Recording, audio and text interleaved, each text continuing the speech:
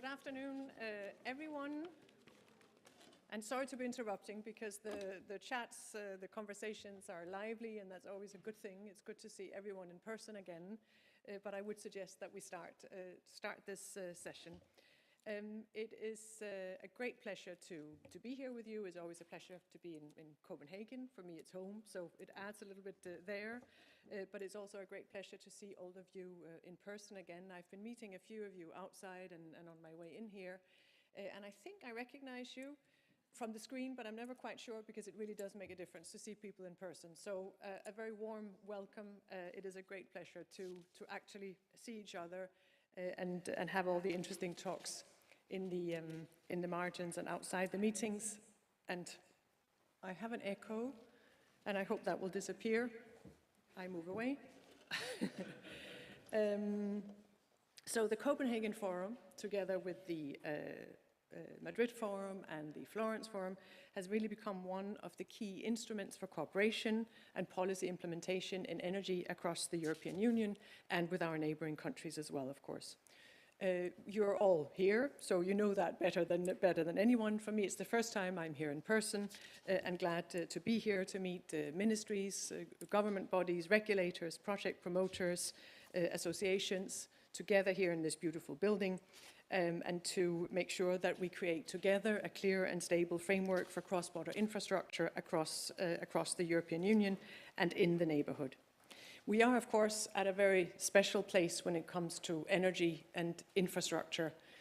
The closest to home for that is the fact that we have, in the European Union, agreed on the Trans-European Network for Energy revised regulation that brings our regulatory framework for infrastructure in line with the European Green Deal, but also, as it happens, in line with the objectives, with the priorities under Repower EU. And that's the other key development. The war in Ukraine is not about energy directly, not as such, but it has a significant impact on our energy supplies. The Danes here in the room will know that better than many others following the recent announcement by Gazprom, but several member states have seen disruptions in flows, and we need to make sure together that we update, upgrade and change our energy systems so that we can reduce the dependency on Russian fossil fuels as set out in Repower and as welcomed, as supported by all the European heads of state and government just a few days ago in Brussels in the European Council. In order to get there, in order to achieve the targets of Repower EU and reduce our dependence on Russian fuel, we need to, of course, consume less energy. We need to implement energy savings. We can do that immediately. We need to become more energy efficient. That sometimes takes a little bit more time, a little bit more investment, but it's very much worth it, and it can be done. Then we need to diversify our supplies. We need to substitute the fossil fuel we have imported from Russia, in particular with renewable energy or fossil-free hydrogen, as we start building a European hydrogen market. And then, of course, we need to replace some of those fossil molecules with molecules from elsewhere, and we're working hard to do that under the EU energy platform. And then infrastructure, because we need to make sure that we have the right capacity, that we have the right frameworks, that we have the infrastructure it takes for this new energy system, for the repowered energy system and for the Green Deal energy system, so that we can produce more renewable and integrate them into our system. And the good news there, among the many challenges, is that we are actually well prepared. We have a good regulatory framework, we have good cooperation, and I think today's forum is a good example of that, of what we can do when we work together. Under the Trans-European Networks regulation on energy, we have the projects of common interest, both in electricity and gas, and they have been coming online for the past decade, in many cases with financial support from the European Union, from the Connecting Europe facility, and they have ensured that no member state is isolated in an energy sense, and that all member states are better prepared for the current energy crisis than they would have been without these common investments and without these projects of common interests. So they have helped those of you that are being cut off to be more prepared than you otherwise would. Together with the rest of the projects of common interest on the current fifth list, we will be addressing the remaining bottlenecks in our gas grids in particular, but also reinforcing our onshore electricity grids and pursuing the very ambitious offshore ambitions as regards renewables across all of the sea basins of the European Union. And again, it's a good place to be also for that. Just 2 weeks ago, there was a summit of the North Sea countries in Esbjerg in Denmark with very ambitious targets agreed and set for how to build out significantly offshore in that region. And that, I think, can help be a trailblazer for some of the other sea basins and for some of the important investments that can be made there. So that is just one important initiative that can help all of us repower our system and align our energy systems with the Green Deal in the interest both of the climate, of our energy security, but also of our economies and jobs and growth, where the green energy is a significant contributor across the European Union. But I have already taken too much of your time because you're actually waiting for the Commissioner's speech, and so I will pass the floor to her virtually, together with many greetings from her. She could not be here today, but has asked me to pass greetings, and she will be addressing you through this video message. Good afternoon, everybody. It's a real honor to be speaking to you today. And even though I can't be in the room with you, I'm very pleased to see the forum finally meet in person again. The last few months have been the wake-up call we needed. Since the Russian invasion of Ukraine, energy has been weaponized. Russia has already cut off gas supply to a few EU member states. We can no longer have an energy system that is tied to an unreliable and untrustworthy partner. Our aim is not to live under the threat to our energy supplies. Therefore, 2 weeks ago, we presented a Repower EU Plan. It's our blueprint to remove Russian fossil fuels from European economy well before the end of this decade. By doing this, we will move closer to an energy system that is cleaner, more secure, and crucially, fully our own. We are already in a much better place today than a decade ago to face possible further disruption from Russia. And that's thanks to the tangible results of our Tenney policy. Implementing the key projects of common interest have made huge advances in linking up our electricity and gas networks. Once the last key gas PCIs will be finalized, all member states will have access to at least 3 sources of the global LNG market. Already this year, some of the key gas diversification projects have or will be commissioned. The gas interconnector between Poland and Lithuania, the Poland-Slovakia interconnector, the Baltic Pipe between Denmark and Poland, and the Greece-Bulgaria pipeline. Altogether, they will add 20 billion cubic meters of capacity per year. For electricity, the Tenney policy is helping to end the isolation of member states. Several ongoing projects, all supported by the Connecting Europe facility, are of crucial importance to this end. The Baltic Synchronization, Biscay Bay interconnector, Celtic interconnector, and latest Euro-Asia interconnector. Our policies will also allow us to strengthen the grids for the huge scale-up in offshore and onshore renewables coming down the road. Implementing the PCIs needs to move faster, however. Our climate and security ambitions are racing ahead. The PCIs in this area need to catch up. All of these gas and electricity cross-border links are an extra shield for the member states. It means in case of disconnection, we can respond with a secure supply. And in the face of hostility from Russia, we can respond together with solidarity. A central pillar of REPower EU is accelerating the clean energy transition. Considering this, the revised Tenney could not have entered into force at a better time. Offshore grids development is at the forefront. Dedicated planning, regulatory and permitting tools will help us reach the 300 gigawatt offshore ambition that we announced in our strategy in 2020. Today, we are seeing cooperation in offshore grid development stepping up, and we are seeing a pipeline of cross-border renewables projects coming alive. and this is a great chance to honor our hosts. Just a few weeks ago, Denmark showed a great example of regional leadership, together with Belgium, Germany, and the Netherlands. The four came together with a joint effort to reach at least 65 gigawatts of offshore capacity by 2030. To put that in perspective, that is larger than the ambition we had set for the whole of the EU by that time. And their joint target of at least 150 gigawatts by 2050 is just as ambitious.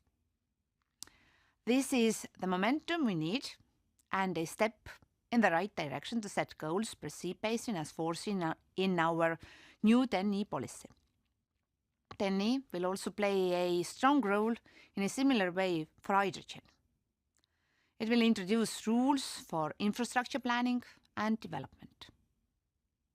Ladies and gentlemen, before I finish, I want to thank the Danish Ministry and Dan personally for your commitment to this platform. Bringing all interested parties and stakeholders to a central meeting point furthers our move towards climate neutrality. And in these recent uncertain times, it goes a long way towards a more sustainable and secure supply of energy in Europe. Thank you, and I wish you all the best for your discussions today.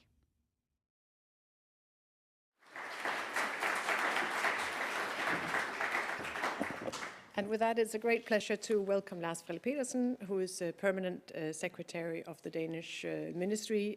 So please, please come.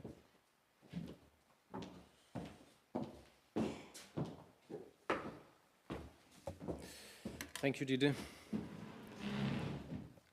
I want to start by thanking all of you for coming here to Copenhagen for the Energy Infrastructure Forum. After a long and involuntary exile into virtual meeting rooms, it is truly great that we are able to meet again in person for the annual Infrastructure Forum. In opening speeches, it is customary to say this is a timely conference, whether it is the case or not. Fortunately, today I can say with strong conviction that this conference comes at a crucial time. We need to transition our energy system completely to reach our climate goals. There's a war on our continent, requiring us to phase out Russian energy. Energy infrastructure is key to both. We need to act fast, and we need to act together in the EU. For that reason, it's an honor for us to host the 8th Annual Energy Infrastructure Forum here in Copenhagen, more timely than ever. Regrettably, the Danish Minister of Climate, Energy and Utility, Mr. Dan Jørgensen, was not able to be here today. I know he regrets that, because this is a topic that is very important to him. And for that reason, the Minister has recorded a speech that I would like to share with you. If you'd be so kind to play it. Ladies and gentlemen, we are currently facing interlocked challenges, a global climate crisis and a global energy crisis. Both require a green answer. Russia's invasion of Ukraine has made it perfectly clear that our society must be truly energy independent.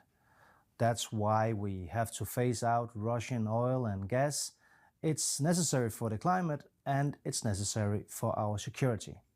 Therefore, we need all European countries to accelerate the green transition.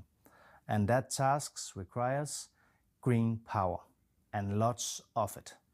2 weeks ago, Denmark hosted the North Sea Summit. Together with Germany, the Netherlands and Belgium, we've set our sights on a combined target to quadruple our total offshore wind capacity to at least 65 gigawatts by 2030. And we will increase our total offshore wind capacity tenfold to at least 150 gigawatts by 2050. That's enough to make electricity equivalent to the consumption of 230 million European homes. A giant leap towards achieving both the Danish and the European climate goals. We will deliver at least half of the offshore wind power needed to reach EU climate neutrality. But I see at least two key challenges. How do we transport the green electricity from the North Sea to the industrial heart of Europe, for instance? And how do we become independent of Russian gas without making fossil investments that can put our climate targets at risk? I hope you at this conference can help provide some of the answers, because we have to accelerate the green transition and the expansion of energy infrastructure in Europe. And that's why the Commission's new major plan, REPower EU, is crucial. The Commission has set an ambitious goal to phase out Russian gas as soon as possible. At the same time, we aim to protect consumers and companies from sudden increases in energy prices. This challenge requires that we work together and find common solutions, because we will not reach our goals until all countries are independent of Russian gas. Luckily, we have some of the solutions just in front of us. We know that we need to build far more offshore wind power, and we know that we need to create a solid and flexible energy infrastructure. And we are on our way. So I believe in a green future for Europe. I believe that we can actually solve both the climate crisis and the energy crisis. And I believe that we can do it together. Thank you.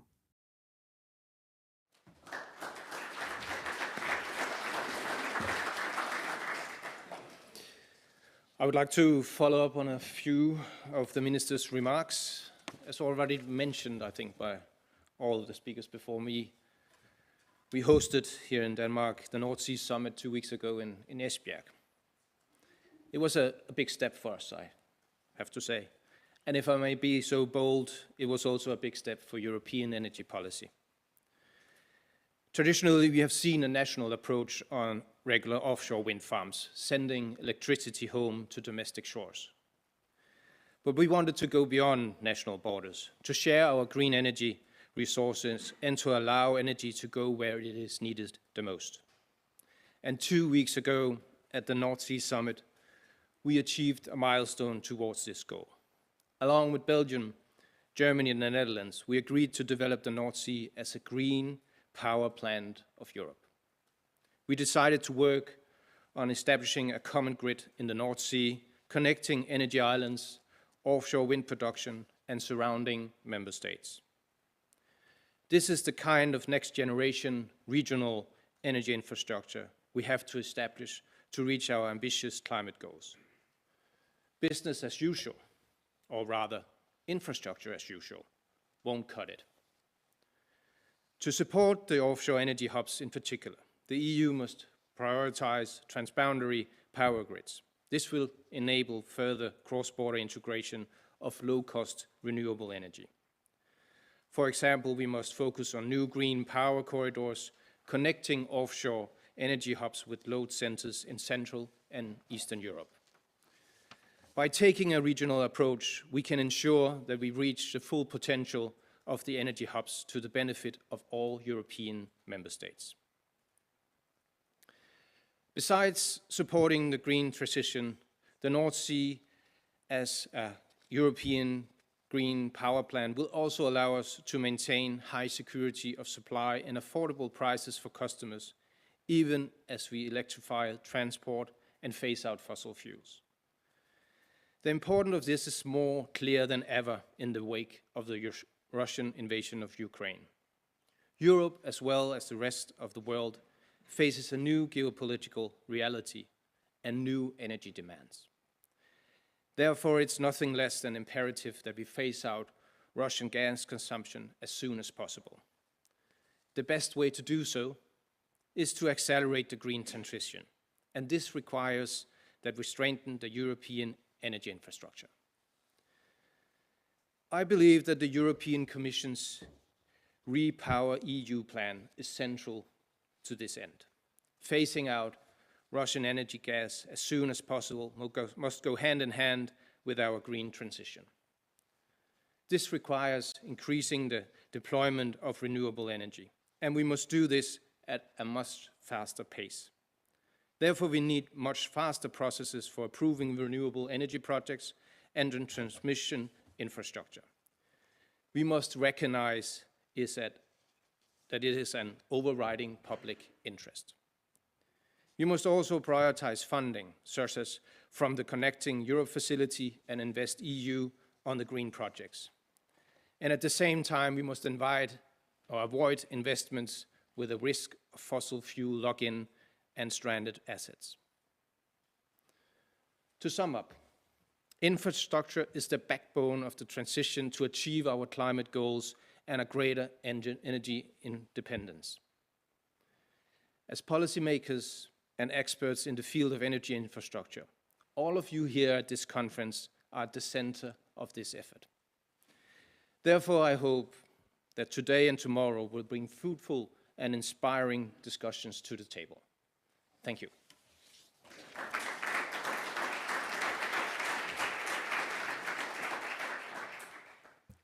And with those insightful and interesting remarks, thank you very much, Lars. Thank you very much to the Minister and the Commissioner for their remarks. And with that, we open the high-level session. So I would like to invite the panelists of this session on the revised Tenney regulation to join me up here. Zbigniew, Piotr, Christian, Steen, and Andreas, please.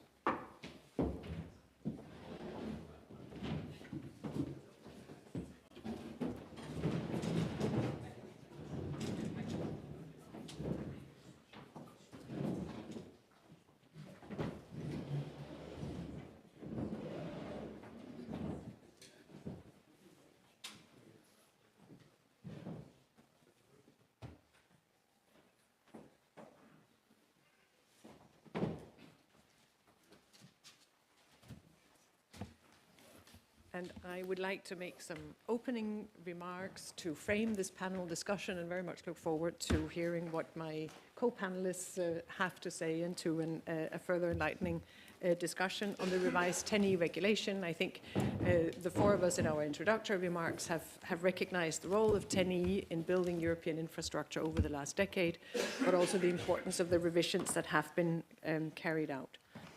Infrastructure is key to our energy security, key to our ability to use the cleanest, greenest and cheapest energy together with our market regulation. But I think the fact of the importance of infrastructure for our energy security feels even more compelling and true today with the current situation in energy markets following the Russian aggression and the Russian invasion into Ukraine. Thanks to the core tasks that have been entrusted to the Tenney regulation, it has helped advance our energy interconnectors across the European Union. It has made our energy markets more secure.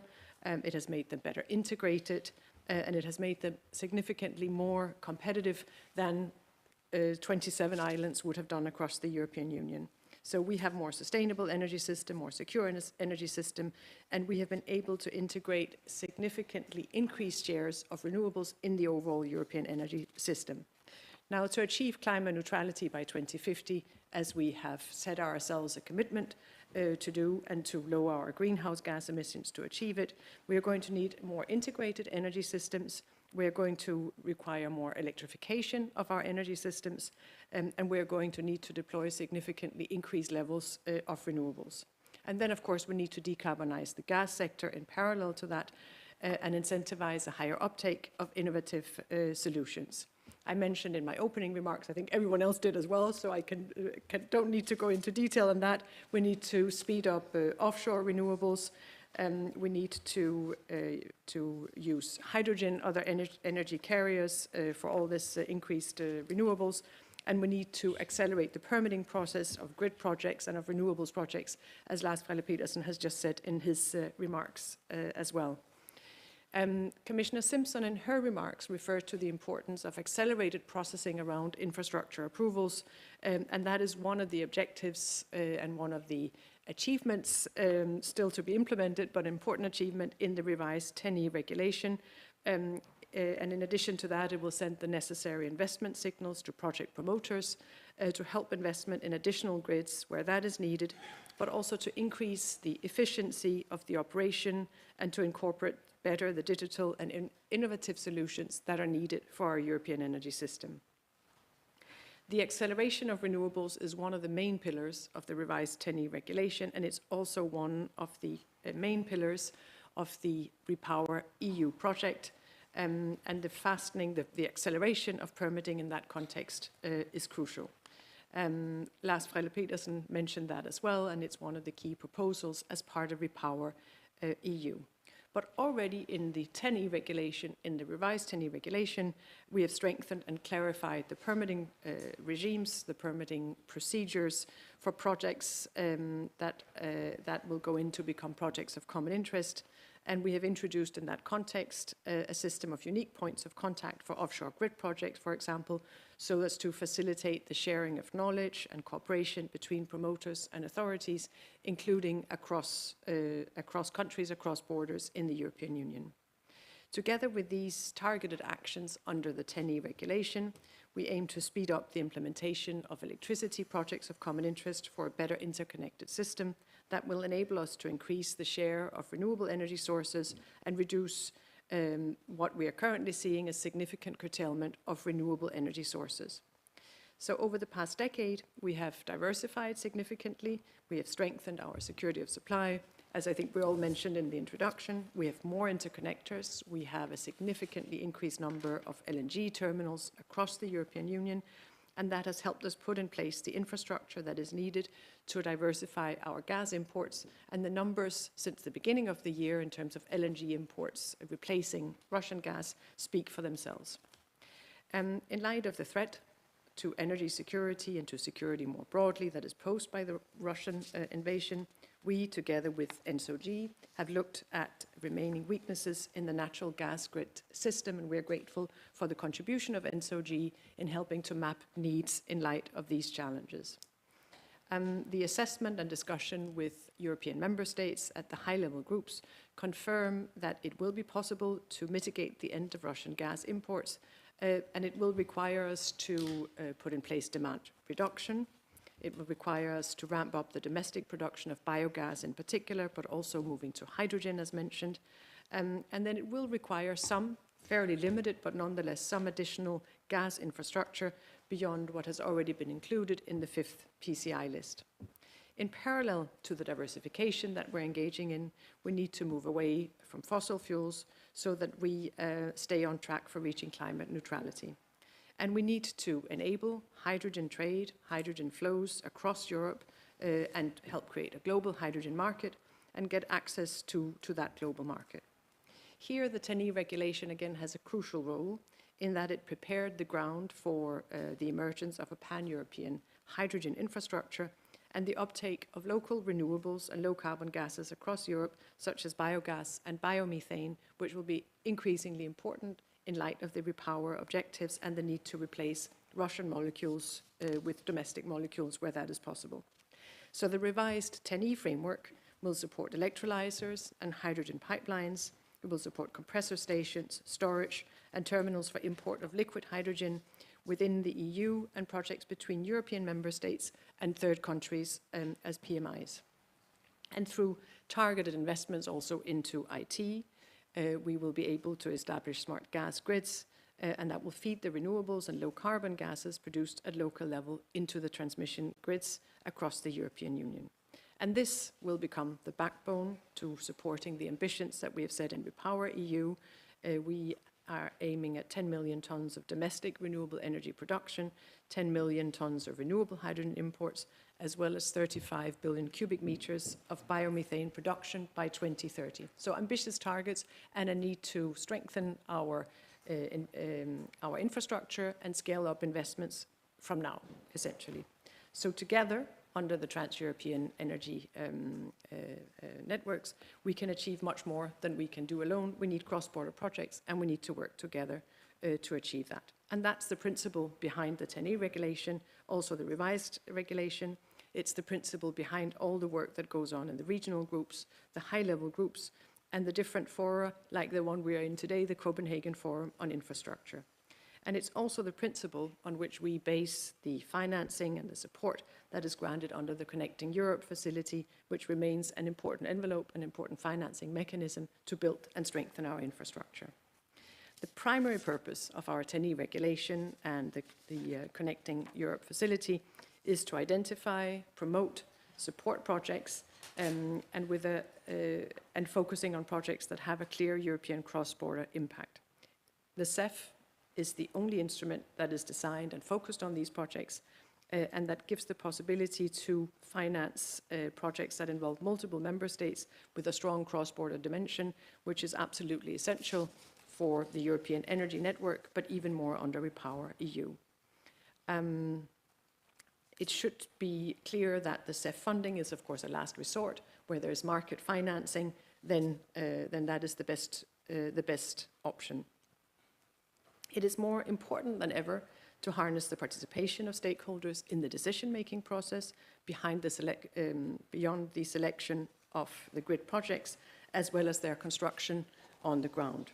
And the revised regulation, the revised Tenney regulation, has catered for an integrated planning. It has catered for transparency and oversight to ensure the selection and construction of only those investments that will actually bring us closer on the ground to achieving energy independence in line with the objectives set in Repower EU and the European Green Deal.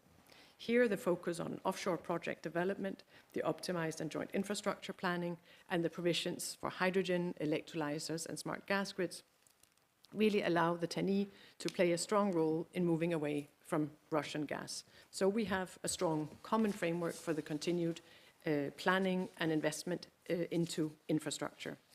And with these opening remarks, I hope the scene is set for a discussion on the Tenney regulation.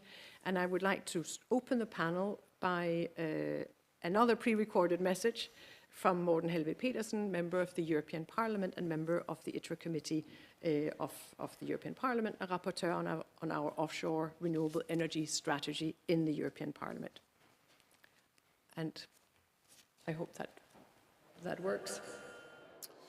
My name is Morten Helveg Petersen. I'm Vice Chair of the ITRE Committee in European Parliament. Sorry for not being present at the Energy Infrastructure Forum, but I'm happy to do this video, and I wish you a very successful conference. Now, we are, for obvious reasons, very busy in European Parliament in these days and times, given that we are to work with the Fit for 55 package and now with the Repower EU, and at the same time having to deal with the consequences of the terrible war in Ukraine. Now, the big irony or paradox and very, very sad background is basically that we, as Europeans, have been sponsoring Putin's war machine and the war that he's waging in Ukraine. Because we've been importing gas from Russia for decades, and now we have to wean ourselves of this. And it's in this very sad background and context that we see all the proposals coming out now from the Commission on the Repower EU that I fully endorse and sympathize with. And I think this is extremely important in order to ensure that Europe at large and as a whole become fully and truly independent of Russian gas supplies. I very much welcome the build-out of renewable energy that we see and foresee. We need to build out fast offshore. We need to build out fast onshore. We need to have wide-ranging activities and initiatives on PV installations. And all this leads back to the very basic fact that we have to get permitting right. And this is why I'm so happy to see proposals coming out of the Commission now that would allow us to increase speed in giving permits to build out of renewables. This is what we need in order to become fully independent of Russia and of supplies of gas coming from Russia. Specifically, we'll be negotiating the Renewables Energy Directive. We will be opening Articles 15 and 16 on this specifically, all this in order to reduce permitting times, thereby leading to an increased take-up of renewable energy and green electricity. This is very much needed. In Parliament, we did an own initiative report on offshore renewables. We called for the introduction of time limits. I'm happy to see this coming into proposals from Commission now. We need to scale up offshore renewables. We need to expand existing infrastructure and networks. This is why this Energy Infrastructure Forum is so important, because obviously we need the infrastructure needed in order to cater to this uptake of renewables. I'm also happy to see some of the things in the Tenney regulation that also would allow for this in order to expand the infrastructure and thereby integrate further renewables into our entire energy system. So these are very busy times, will be very busy times. It's very dramatic. It's on a very sad background, but I think it's a positive thing that we now increase the speed in the take-up of renewables. And on this, I wish you a very successful, fruitful, and constructive meeting in the Energy Infrastructure Forum. We really need to drive this development further in order to secure that Europe at large becomes fully independent of Russian gas supplies, and at the same time accelerate the Green Deal and the Fit for 55 visions and objectives. I wish you a very successful meeting. Thank you so much.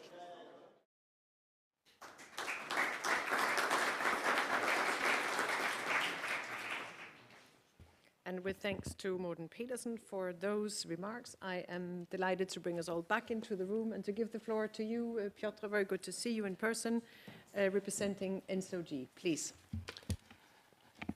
Thank you very much, Madam Director General. I would like to start with thanking you for these kind words towards NSOG and assure you that we are there to support you with our expert knowledge and our analysis in your works, which are especially of crucial importance currently when it comes to providing security of supply and preparedness to our energy systems. In my presentation today, I would like to focus in this opening session on the revised Tenney regulation and maybe to set the scene a bit, if I may ask for the next slide, please. We have now revised Tenney regulation that is put in place to build a robust framework to accelerate the deployment of the infrastructure that supports EU security, but what is more important, EU energy and environment policy goals, with a set of new tasks and new prescriptions that have to be put in place. We see the new ACER's framework guidelines for the processes. What is really worth mentioning that hydrogen-ready infrastructure will be only analyzed under this new regulation, so no more gas projects will be allowed as a PCA status. And the greater role shall be put upon the stakeholders in the processes in order to provide better transparency and replicability of the data and modeling processes. So we are now facing the new reality, new instruments and new tasks put upon all the stakeholders to work together. These bottom-up processes will start very shortly, and they have to be analyzed currently with what we are discussing today and the main objectives of REPower EU. We have found ourselves in unprecedented times that with war with Ukraine, Europe has made a set of very important political decisions to phase out Russian energy with a perspective of 30 years. It was said today here in this room for a number of times that we are now facing very ambitious agenda to, on one hand, diversify our energy sources, but also there is this strong need to ramp up the production of renewable sources to ramp up energy efficiency. And looking from the point of gas industry and infrastructure, the most relevant of them are new goals for production of green hydrogen. We are with 10 million tons of production of green hydrogen in Europe. That will be very important to have backbone for hydrogen in Europe and connecting production on offshore and onshore with consumption and important industrial centers. On the top of that, we assume to have 10 million of tons of imported green hydrogen outside of the EU. That will require unprecedented works to provide the interconnections with the third countries, the new terminals to import hydrogen, and to include Europe into global hydrogen economy on a very short notice. And finally, on the top of that, we assume to have extra 35 BCM of new biogas production in the EU. How to achieve it?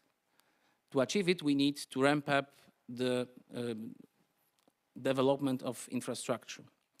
In short term, such infrastructure will provide for security of supply, not only with diversifying and providing for resilience, but also better handling of storage and already starting increase of new renewable sources.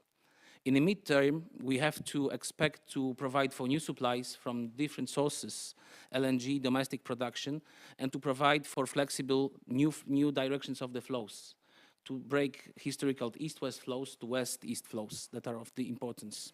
And we have to also address the existing limitations in the capacity.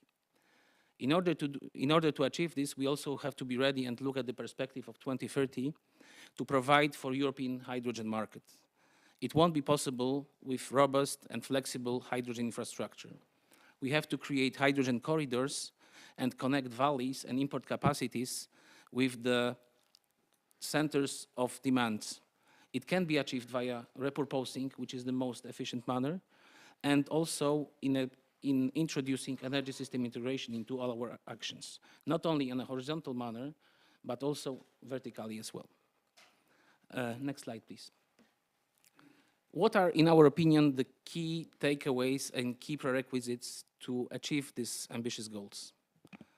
First of all, looking in the short term, we are of the opinion that already our infrastructure proved its resilience. Nevertheless, we have to look and analyze very deeply the capacity limitations that are still existing in case of full Russian disruptions. That's why we delivered the analysis and the main finding to our decision makers to provide for a good level of preparedness for this and the next season. We see the additional needs of the investments, as I mentioned before, in the directions from west to east. But they should already envisage the preparation of H2 and biomethane supplies of tomorrow. Furthermore, if we talk of Tenney policy and the new setup, we have to step up and look at the next level of integration of our cooperation. We have to look on integration between the sectors, with industry decision makers, but also regulatory engagement. We have to look at possible synergies. As we mentioned, the times and the goals are very ambitious, so we have to look at the possible synergies we can have. So let's leave the silo thinking behind and look at energy system integration. We believe that integrated planning of hydrogen infrastructure is a must, and it can be really done via repurposing. This is very important because we look now at two processes, top-down and bottom-up, and we have to join them together. This is the way to look at the development of biomethane and hydrogen, and it will really enable us to link the national plans and national ambitions with the EU ambitious goals. And finally, we have to look at the security of supply for all molecules at all times. That will provide for clarity and efficient, robust infrastructure planning. That's why we call for mapping of hydrogen backbone by all the stakeholders, TSOs and DSOs. It is a must. And finally, if I go to the next slide, I would like to leave you with key messages we would like to address today. We strongly believe that the EU hydrogen market is needing European hydrogen infrastructure. We have to maintain security of supply at all times for all molecules. And finally, let's use the speed. It's the most important thing. We have to build on synergies as much as possible. And finally, working together, integrating and cooperating all the stakeholders is a key factor of success. Thank you.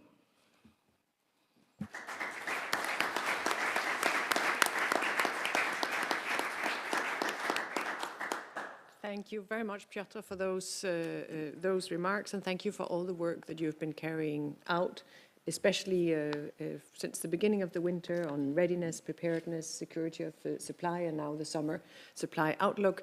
But thank you also for underlining the importance of energy system integration and sector integration. I think that's a very good introduction and opening for you, Zbigniew, please. So good afternoon, everybody. I would like to thank you for invitation, the organizers for invitation, and I would like also to apologize our president, Hervé Lafay, who was unfortunately unable to come. And now it's my pleasure to tell you, to give you a flavor and tell you more about how ENTSO-E perceives the the REPower EU initiative and Tenney. Also tomorrow there will be more by my colleagues who are sitting in the last row and who will be eager to provide you with more details of this, what I will introduce today. So first of all, I would like to say that ENTSO-E welcomes the European Commission's initiative REPower EU and shares the commitment to accelerate the green energy transition. To address the REPower EU targets in the most efficient way, and which will be also fast and secure, we suggest to take a holistic view and always take coordinated steps on the whole energy system.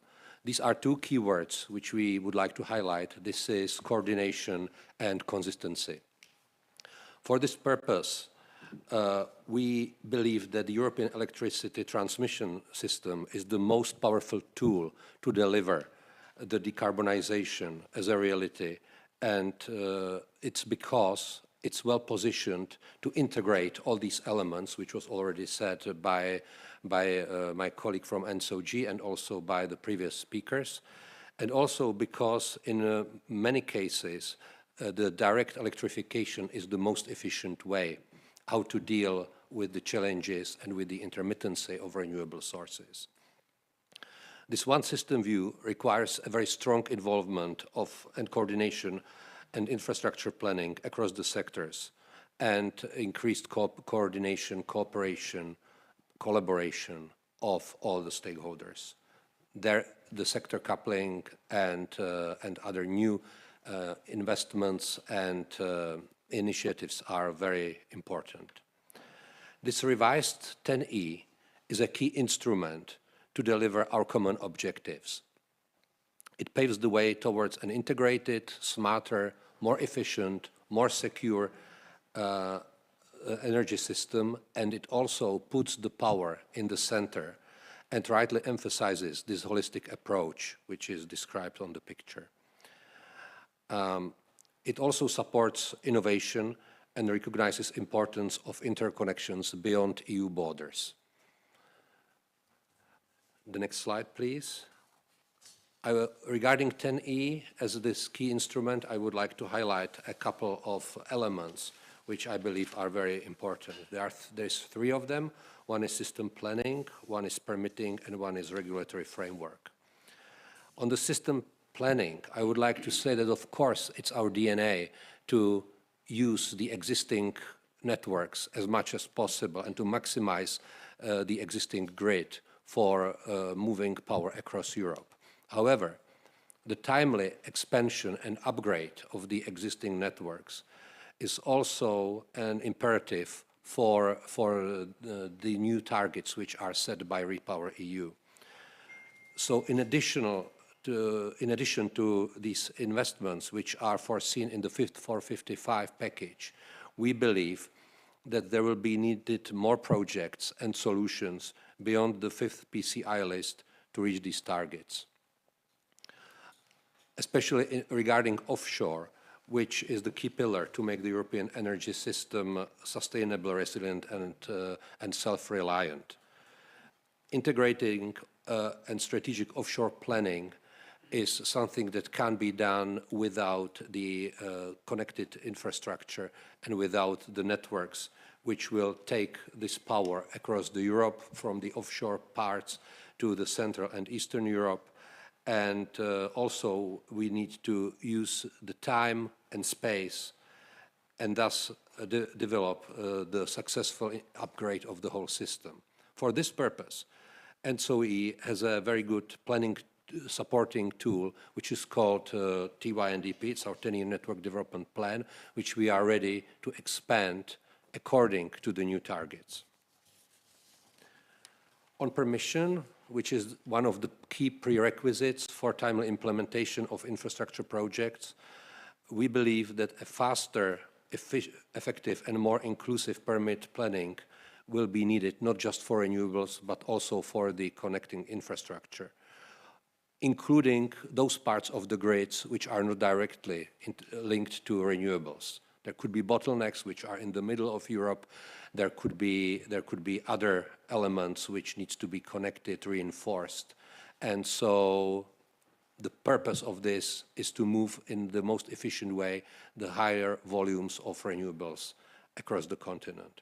This is why we very much welcome this Repower Europe recommendation to member states for speeding up permitting procedures. And also we would like to highlight that authorization procedures of renewables should go hand in hand with the infrastructure projects.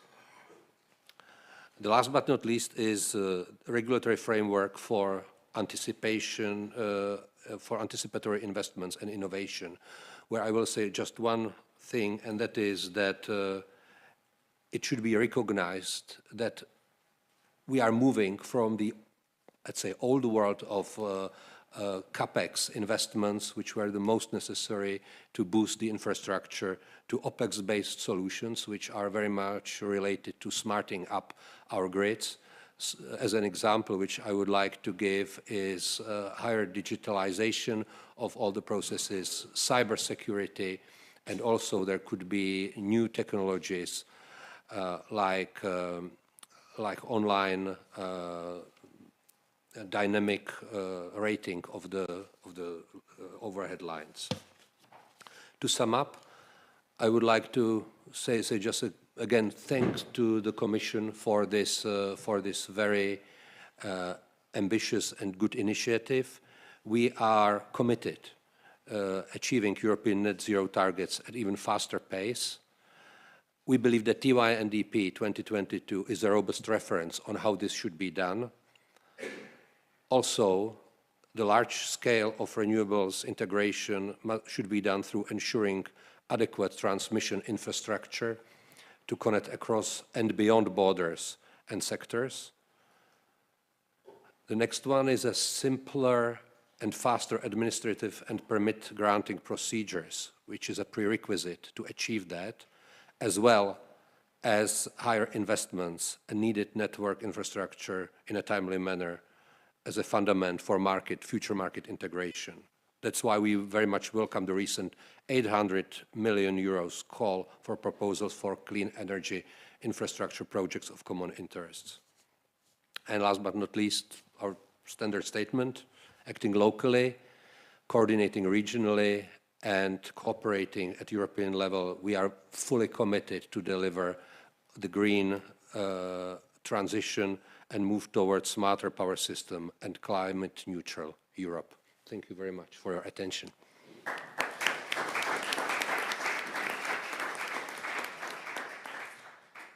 Thank you very much for those interesting and useful remarks in helping to complement and complete the energy system integration perspective, bringing together the two transmission system operator associations or networks, and for underlining the importance of speeding up our administrative processes and permitting, part of the Repower proposal, part of the renewable energy proposal, and something where we clearly need to act, all of us together, to improve there. With that, I suggest we move to the regulatory perspective. Christian, I will give the floor to you representing Acer, please. Yeah, thanks, Dita. Thank you for the invitation as well. It's nice to be back in Eigtveds Pakhus, where I spent a lot of time in a Danish capacity a while ago. I don't have any slides prepared, and I'll be relatively brief. First, we certainly recognize a host of improvements with the new Tenney Framework. Many of them have been mentioned. We think they will make for more rapid delivery, which is particularly important now, obviously. We also think it's a significant enhancement that the Commission is more involved in a number of different steps. And Piotr, you alluded to the scenario guidelines as well, which we hope will also be relevant for all those stakeholders that are involved. So all in all, we would expect that after initiation and some rounds, this would also be welcomed as a significant improvement by the many stakeholders who take a keen interest. That is our belief. Secondly, I wanted to mention a little bit some of the initial lessons learned from the acute situation that we are currently in. One of them obviously revolves around further accelerating those efforts which were already prioritized, now being given extra momentum. Another probably revolves around the key issue of dependencies, particularly on key suppliers. Third, obviously, on gas storage, etc. But then there's one which I think also revolves a bit around Tenney, and that is sort of the security of supply component of infrastructure development. Now that is part of, shall we say, the CBA methodology as such, but I guess one could ask one of the reasons why we are accelerating certain processes now, and perhaps also, like you were saying, Dieter, probably in the near term need to put emphasis on some investments which we might otherwise not have gone ahead with, I think also brings a bit of a reflection on to what extent that security of supply element is fully configured in the CBA methodology. On the other hand, one could also say that if one takes account of all possible risks, chances are one will be investing in many different things which may not ever be used. And that, of course, that is a bit the dilemma. That is the conundrum, I think. But I think it is worth a bit of a reflection. Now, beyond the very near term, maybe I point to three elements which touch upon some of what the other speakers have spoken to. The first is the notion of more integrated planning leading to more speedy delivery. Very important, absolutely. And the notion of integrated planning in and of itself reflects the fact that there are interlinkages and interdependencies, and so the integrated planning is more important. And that also means, at least from a regulatory perspective, there are also risks in, shall we say, proceeding with investments which may then not be utilized. I think that is inherent in forward planning. There are risks, there are uncertainties in the future, etc. But I just want to say, even though we are going at scale and we are going at speed in an integrated planning process, the risks in and of themselves do not totally disappear. Maybe the risk appetite is different because of the existential situation we face ourselves with, but we still have to take account of the risks. And I think we need a good regulatory perspective as well on that risk, without hopefully that sounding too conservative in this environment where we all agree we need to move.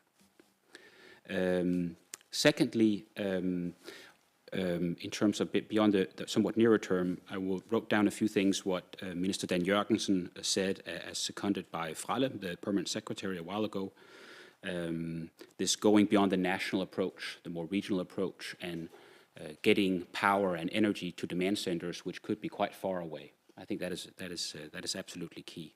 That obviously has investment implications. It has infrastructure planning implications, indeed.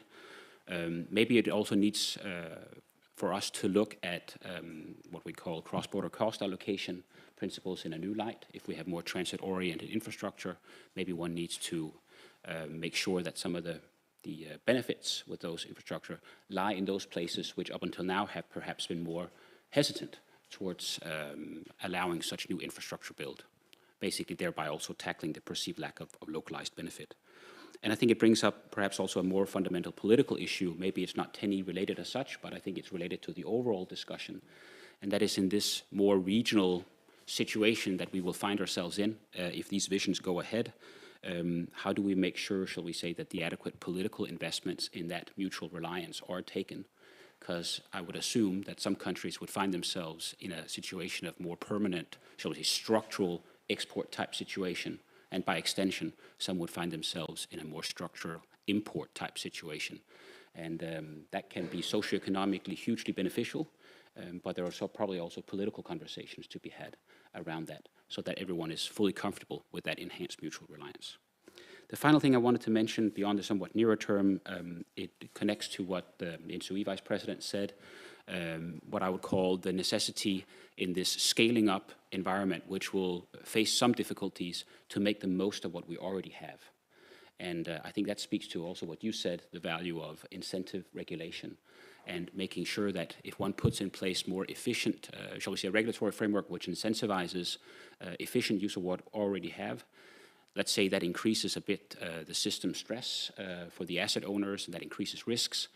Why would they do it if they were not properly incentivized? So some sort of benefit sharing notion I think is beneficial. I know my colleague from ESA, Jan, will speak to that tomorrow when we get into some of the different elements. But I think that is it's a small component, but it's also an important component of the overall picture. That's what I wanted to add. Thank you.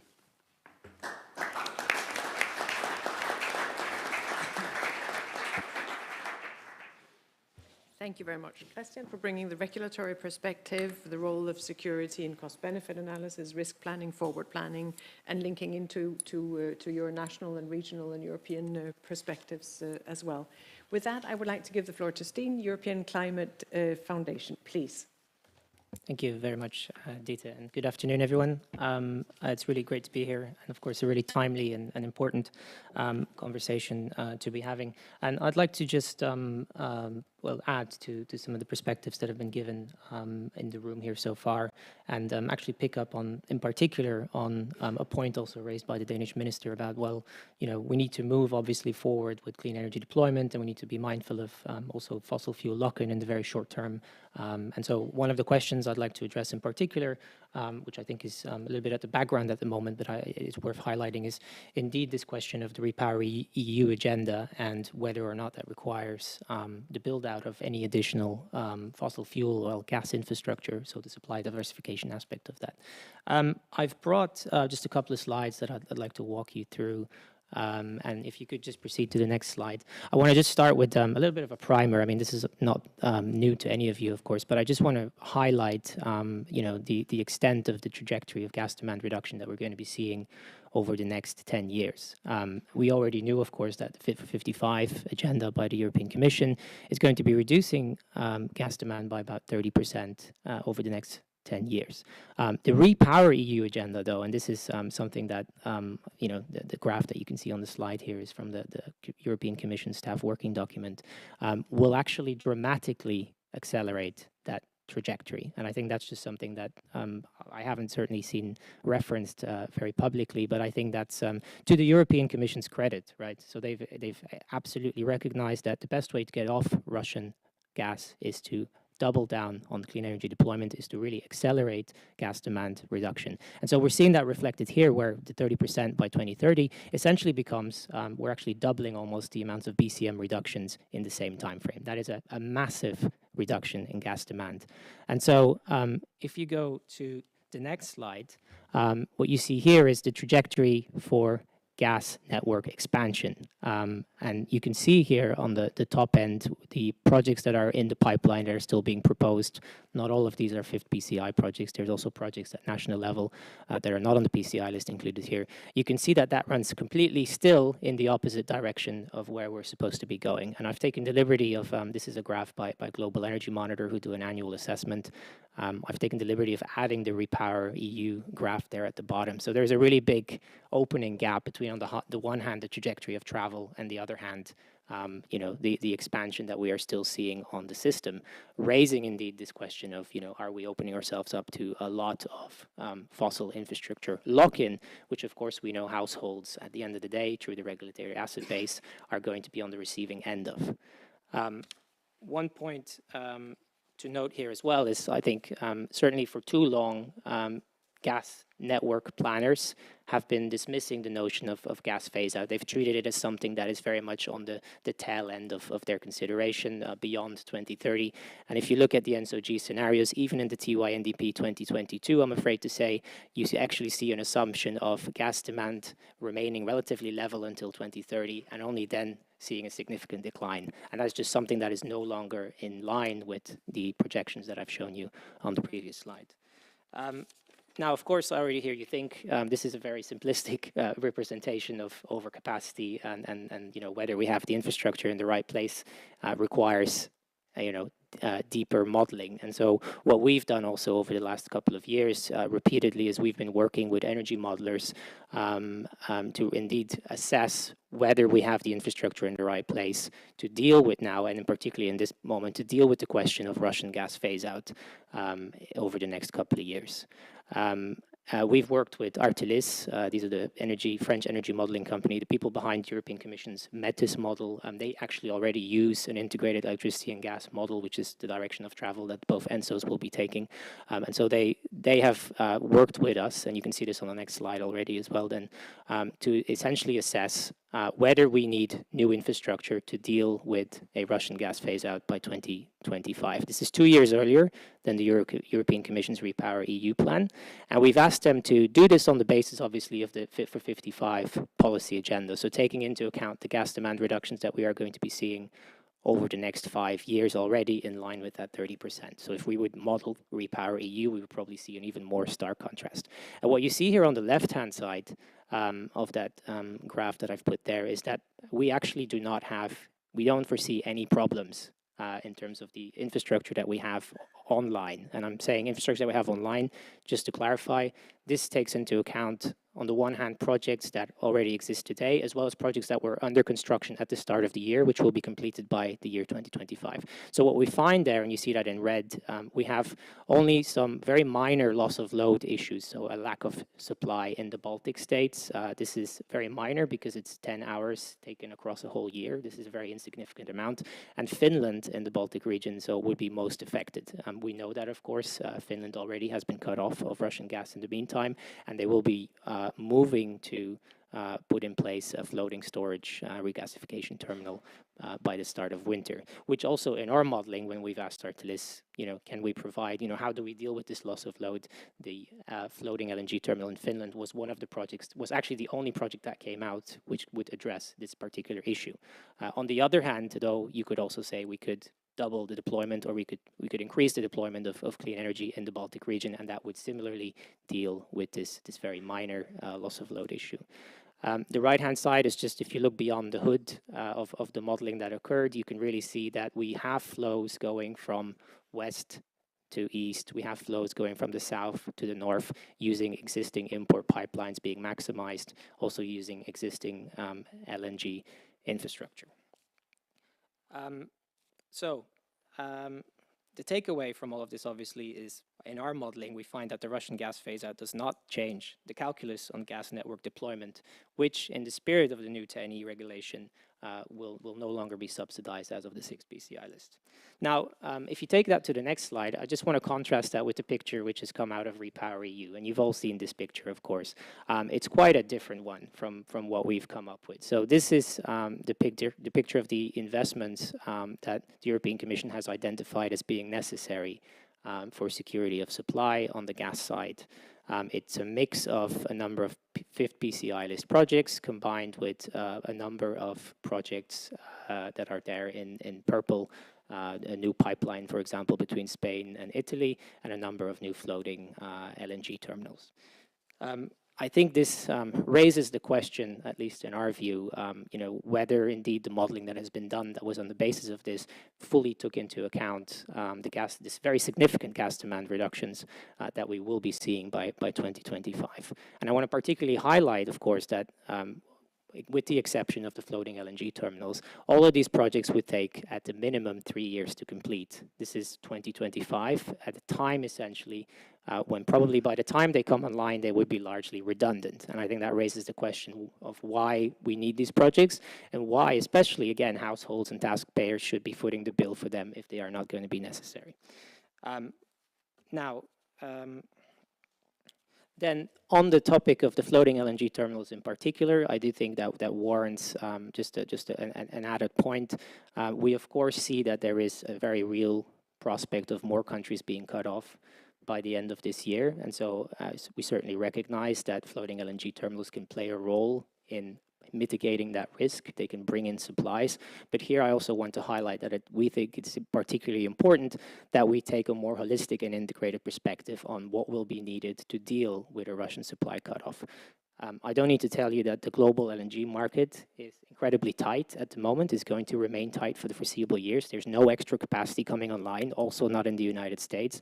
So there is going to be some additional LNG that can be redirected from other regions. But by and large, we are not going to be able to build our way out of, or to diversify our way out of this crisis. We are also going to need emergency planning that looks at demand reduction policies in particular, and also looks at potentially even demand destruction if it really comes to that. So I think that's a really important point. And that takes me to just the key takeaways on my next slide. And so I think what's really important here is that we should not be conflating emergency planning around the Russian gas cutoff on the one hand, the policies around it and the planning, which is very important and which is now happening through the task force, with the investment, the 3 to 5 year picture of what's going to be needed to deal with a Russian phase out on the other hand. These are distinctly two different things. I think the Tenney, rightly so, is the instrument to be dealing with the gas phase-out question, it is probably not the instrument to be dealing with the emergency response and the gas cutoff at the end of the year. These require separate pieces of analysis, and they need to be closely scrutinized and have good governance in place to ensure that indeed we are allocating funding in the appropriate way. The analysis that we have done, I think, clearly shows that many of the fifth PCI list projects would in fact not be necessary. By the time they come online, they might very well be redundant. And so in our view, this confirms actually the direction of travel on the fossil-free Tenney. So this should probably be prompting us to accelerate the transition to the sixth PCI list, to a fossil-free PCI list, rather than sticking, which is what we're still doing at the moment, with the TYNDP 2022, which I do not believe is fit for this purpose of dealing with this question of the 3 to 5 year investment frame. And I would very much invite the people around this table to think through whether we can have modeling in place, an updated assessment done that takes into account very steep gas demand reductions already over the next few years, maybe bringing forward some of the oversight, the additional oversight and new governance measures that are being introduced in the new Tenney. And I'll leave it at that, and thank you very much for listening.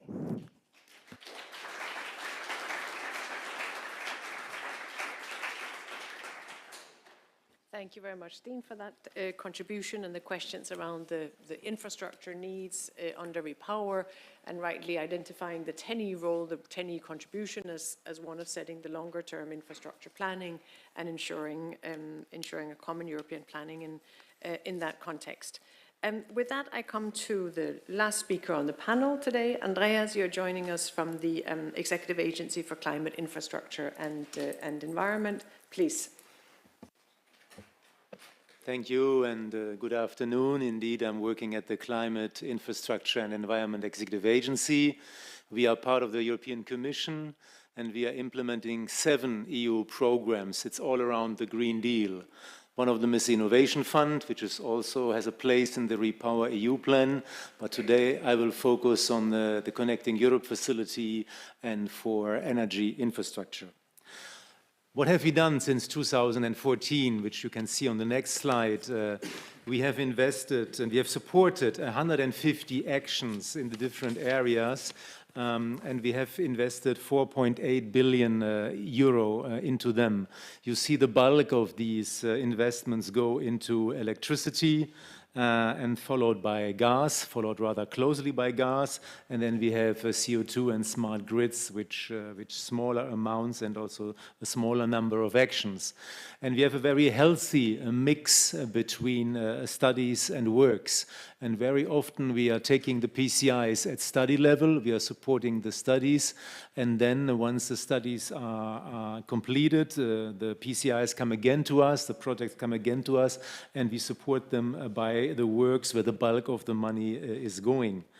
You see the small asterisk, which is telling us that we are continuing to work to increase our portfolio. We have 4 grant agreements to be signed in the coming days. Important ones, I would say, mentioned by the Commissioner, for example, one of them, and this will probably bring another 1 billion into our portfolio. This means that out of the 5.3 billion euro, which is available for CEF Energy for the period 2021-2027, some 4.3 billion are left, and these will also cover our new window for cross-border renewable projects. So let us look again a bit, how is the Connecting Europe facility in the energy field accelerating and supporting PCI implementation on the next slide, where we will look into which PCIs have been commissioned over the years. And I like very much the graph on the right side, which this raising trend that over the years more and more of the PCIs are commissioned. And for the time being, 2022 looks still low, but I can promise you at the end of the year it will look very much different, and it will get the pole position again, because we are expecting 32 PCIs to be commissioned this year, of which 13 have been will receive or are receiving currently funding from the Connecting Europe facility. All in all, 75 PCIs commissioned since 2014. 26 of them had the support of the Connecting Europe facility. So for us, the CEF is a key instrument to enable and to accelerate PCI implementation, and this is nicely going together with the regulatory framework laid down by the 10E regulation. And let's zoom in one moment first into gas on the next slide. And some of these projects have already been mentioned, but I think they are worth highlighting in the current context. You know that we have supported the interconnection between Estonia and Finland, which fortunately opened already in 2020, which is providing security of supply to Finland now. The figures you are seeing are the EU contributions, so the real investment, the total investment is of course higher. It is approximately 2 times, if not more, but what the figures on the slides are our contribution.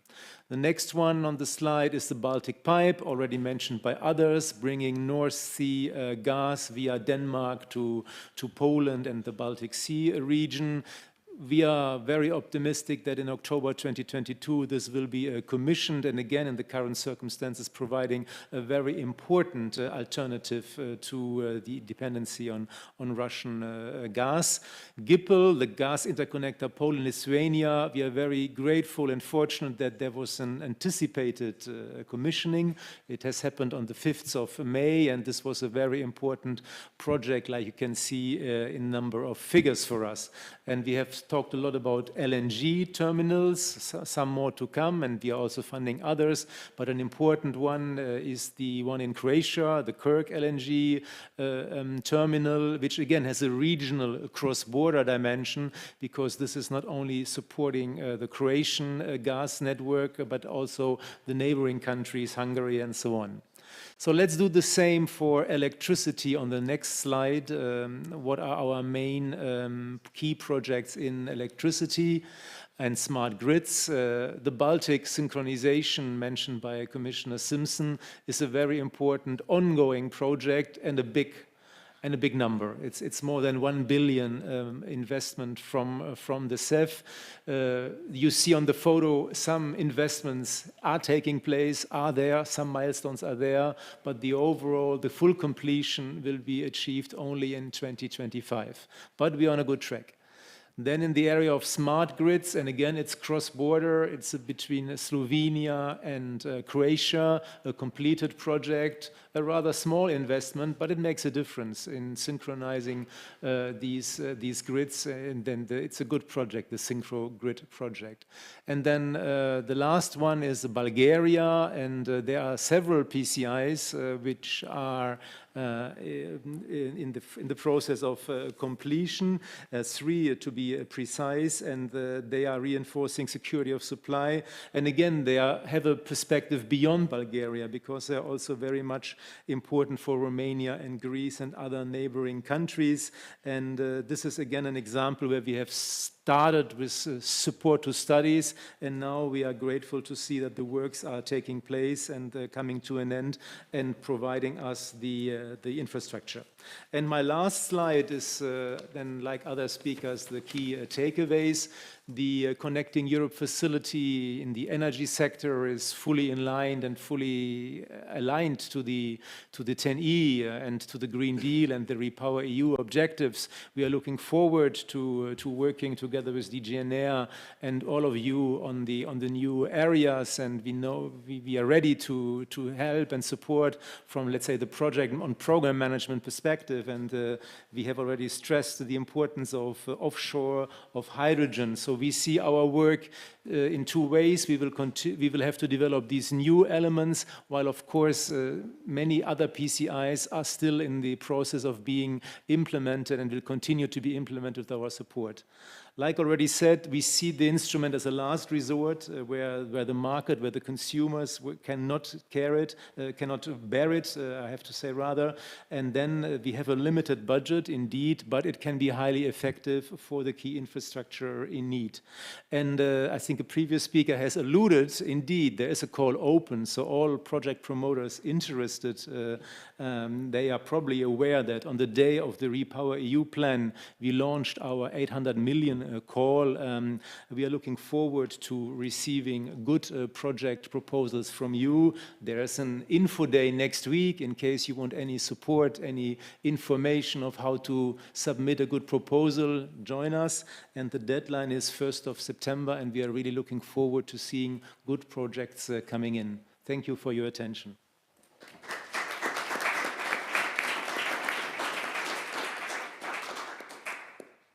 Thank you very much, Andreas, for that very interesting and useful overview and some of the achievements under the Tenney regulation over the last decade. And speaking from experience over these last months, where we have established an EU energy platform, we have established regional task forces to help those regions that are most directly impacted, that are most vulnerable in relation to disruptions from Russia. We've been working with Bulgaria, Greece and Romania, and indeed there the investments under Tenney are absolutely crucial for the energy security of that region, and that investment and that cooperation are good examples, I think, of what is needed and what are helping those specific regions. We've heard a number of interesting updates, insights, reflections here. We have heard different points of view. Steen, you have questioned some of the infrastructure planning, and I think that might be a good place to start. If I may give the floor to you, Piotr, to respond to some of that. How do you see the relation between Tenney, the PCI list, the fifth PCI list, the planning in light of the security of supply situation, and how that relates to the overall energy transition under the Green Deal? So Repower EU, Green Deal, and the infrastructure planning in that context, please. Thank you very much. Maybe I will start just to comment on some of the statements that were raised here in previous presentations. By maybe starting to look at what was said by colleague from European Climate Foundation. It's difficult for me to comment on the outcome of these scenarios that were presented there, not knowing the assumptions and how they were performed. What we now discuss in terms of planning and in terms of security of supply is how to face the potential loss of 25% of gas supplies to our continent. And this is something of crucial importance that we have to address in a very short moment. We already seen that the market have reacted with the growing intake of LNG from the global markets, although we know that still LNG is not fully dispersed throughout our continent, and of course there are some already terminals in different regions, also thanks to the previous Tenney policy that they have arrived. Nevertheless, what we see in this security of supply planning is that due to the nature of European system, that it was historically running east to west, it has different, I would say, capabilities in different seasons. It's still needing to have some better, optimizations or how to say, excluding capacity limitations that might have occurred. This is what we have to look at. What I would like to say is that we've seen and we identified a number of such issues, but what we see is a number of targeted investments that will serve this. And in any investments, we in any case have to underline that these investments have to be future-proof, to be ready to transport low-carbon gases, hydrogen, for the future needs. And I think it's really essential to underline that in the short term we have to provide for the stability, because there are many sectors that need gas as a feedstock, that need gas as an energy and heat source, that might have really difficult consequences to European citizens and to European businesses. On a longer term, when it comes to the planning, yes, indeed, if it comes to Tenney policy, we already, as I also, I would say, included in my opening remarks, we are looking now only at projects which are not related to the natural gas. We are looking in a long-term vision for analyzing the projects that are bringing low-carbon gases and hydrogen. So this is something that is obviously going in the right direction of Fit for 55 and Green Deal to really look how the projects can be used for hydrogen or hydrogen ready. So maybe to to comment on both issues. Thank you.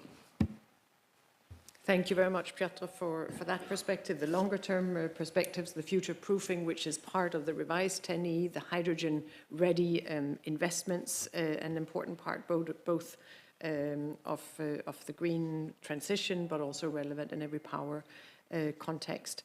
I also appreciate your underlining of the role of LNG and the fact that our infrastructure has been built for different supplies and a different direction than what is needed under REPower. And that is one of the challenges we face in making sure that we are ready for the other direction and for other sources of gas supplies compared to what the system has been planned for originally.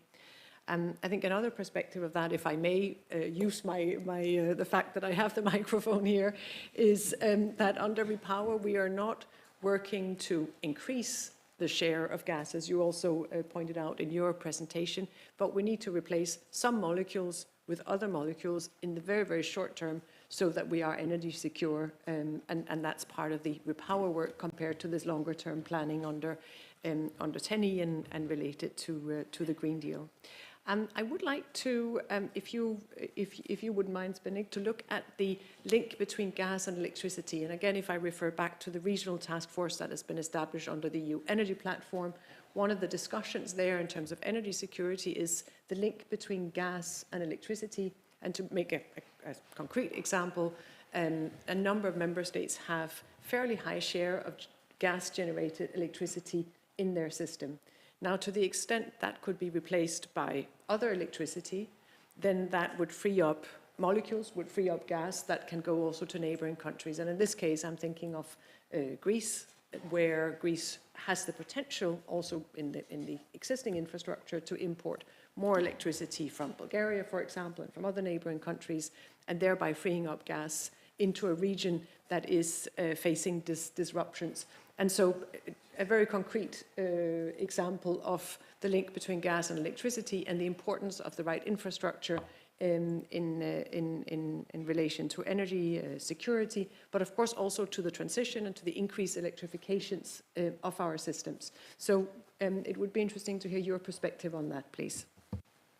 Well, it has been said thank you for the question. It has been said many times that future is electric and that there will be more and more electrification needed due to various reasons. One of them that at this moment, and also in the coming decades, it still might be the cheapest, most efficient way to move the power and to do the direct electrification rather than using other conversions. This doesn't mean that we in anyhow would underestimate all the potential of sector coupling and of cooperation with the gas industry and with all the new innovations and technologies which might occur.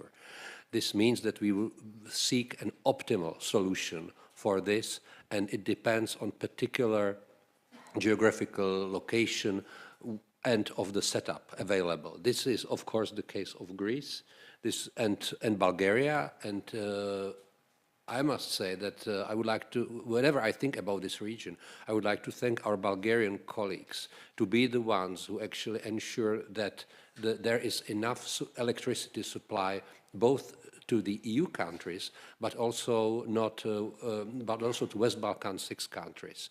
This is the only long country in electricity terms at this moment, and for the future we need to think about strengthening the capacity not only among the EU members but also in that direction. Given the fact that the West Balkan 6 countries are the ones who have a huge potential of new installation, we met our colleagues 2 weeks ago in Vienna, and they said that they are sometimes overwhelmed with requests for new connection for photovoltaic and wind. So in this direction, there might be new projects, and which, however, may take also some time. And what we try to do in the meantime is to couple the markets, at least to use in maximum way the existing capacity and to optimize, which we do in border by border, project by project base. And regarding these projects of common interests and the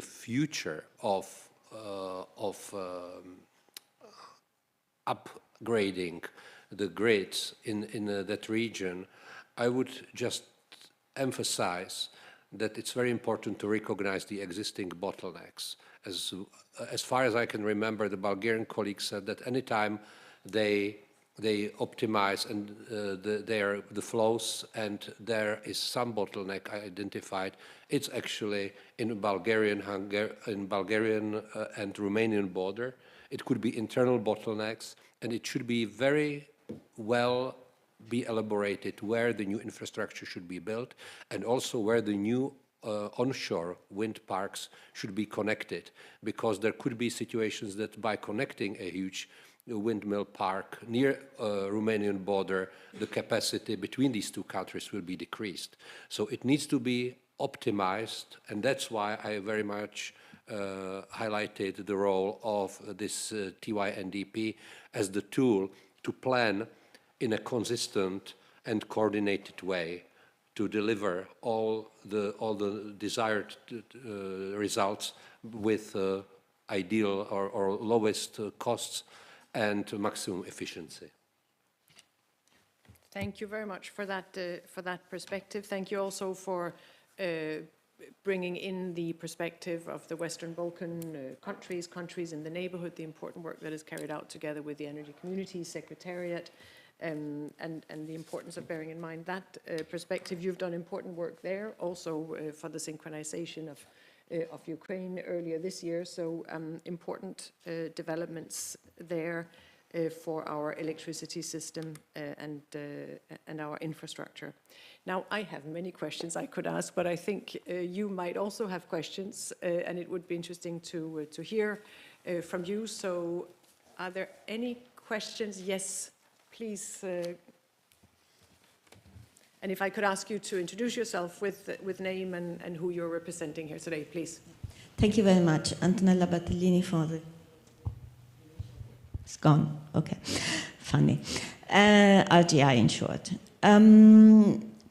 I see that everyone, the speaker spoke about acceleration, the overriding public interest, the need to reduce gas imports from Russia and so on. And I'm really worried because actually the best way to reduce gas imports is through electrification.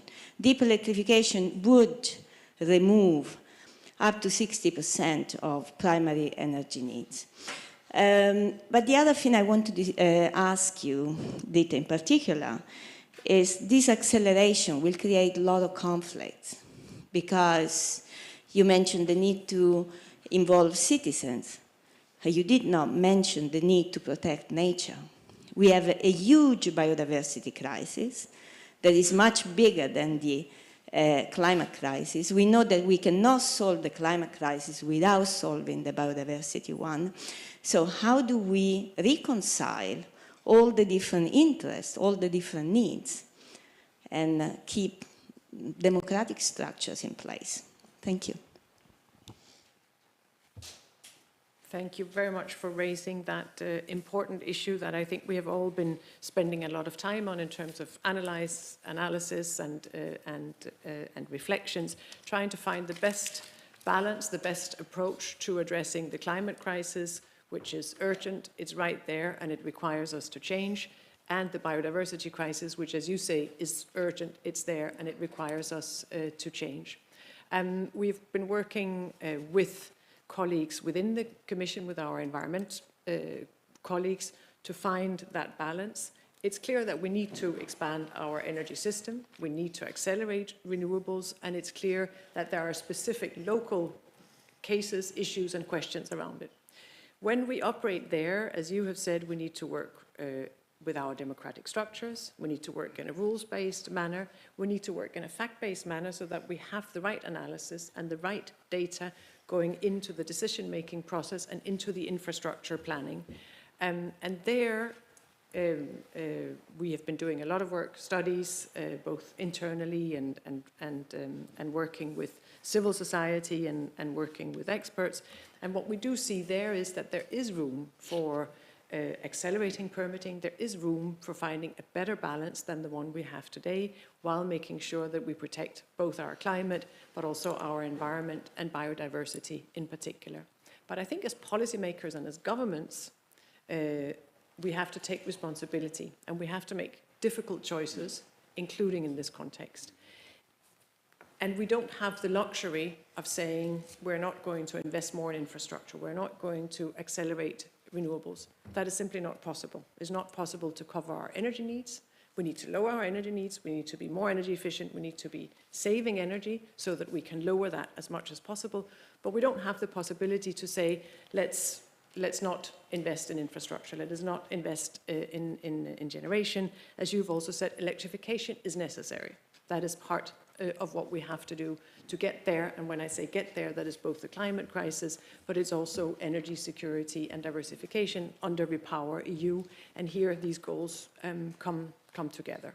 So I know that is probably not a completely satisfactory answer, but I think we have to recognize that there are difficult and complex issues that require us to find the best possible approach, to find the right balance, to be fact-based, analytically based, so that we get it as right as possible in relation to the different crises we are facing, also when it comes to energy infrastructure.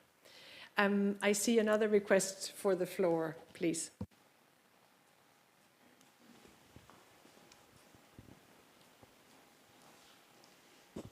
Thank you very much. My name is Patrick Clarence and I'm representing EASE, the Energy Storage Association.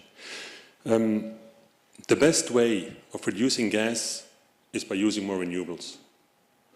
Avoiding curtailing renewables is a major step we need to do in order to avoid peaking plants, gas peaking plants. We see that the grid is helping, interconnections are built, and that's good, and we need to continue. But the grid cannot expand as fast as the renewables expand. So we're in a situation where we need to buffer this. In Germany, you call it grid booster. In the Netherlands, they talk about grid boosters, about having storage devices replacing the N-1 criteria. So there are a lot of possibilities very fast to avoid the curtailment. There are a lot of possibilities very fast to replace gas peakers. In 1 year time, you can build a storage device replacing a gas peaker maximum. If you throw enough money in 9 months. It's really possible to do it. Even today, with the raw materials and all which is happening. But we see that storage has difficulties to really emerge. We see that there's no real strategy which shows the industry, yes, invest in it because it will come. We see that there are no targets. And we see that we are missing also an observatory or something which can quantify it. So we came together with the wind, the solar and the storage association together with Breakthrough Energy, and we made a very strong ask to come up with a strategy because we have defined some targets. We need 200 gigawatt of storage by 2030 in Europe. We need more than triple what we have, and this means we need to grow 14 gigawatt of storage, to build 14 gigawatt of storage every year. That's huge. It's almost impossible. It has to be exponential.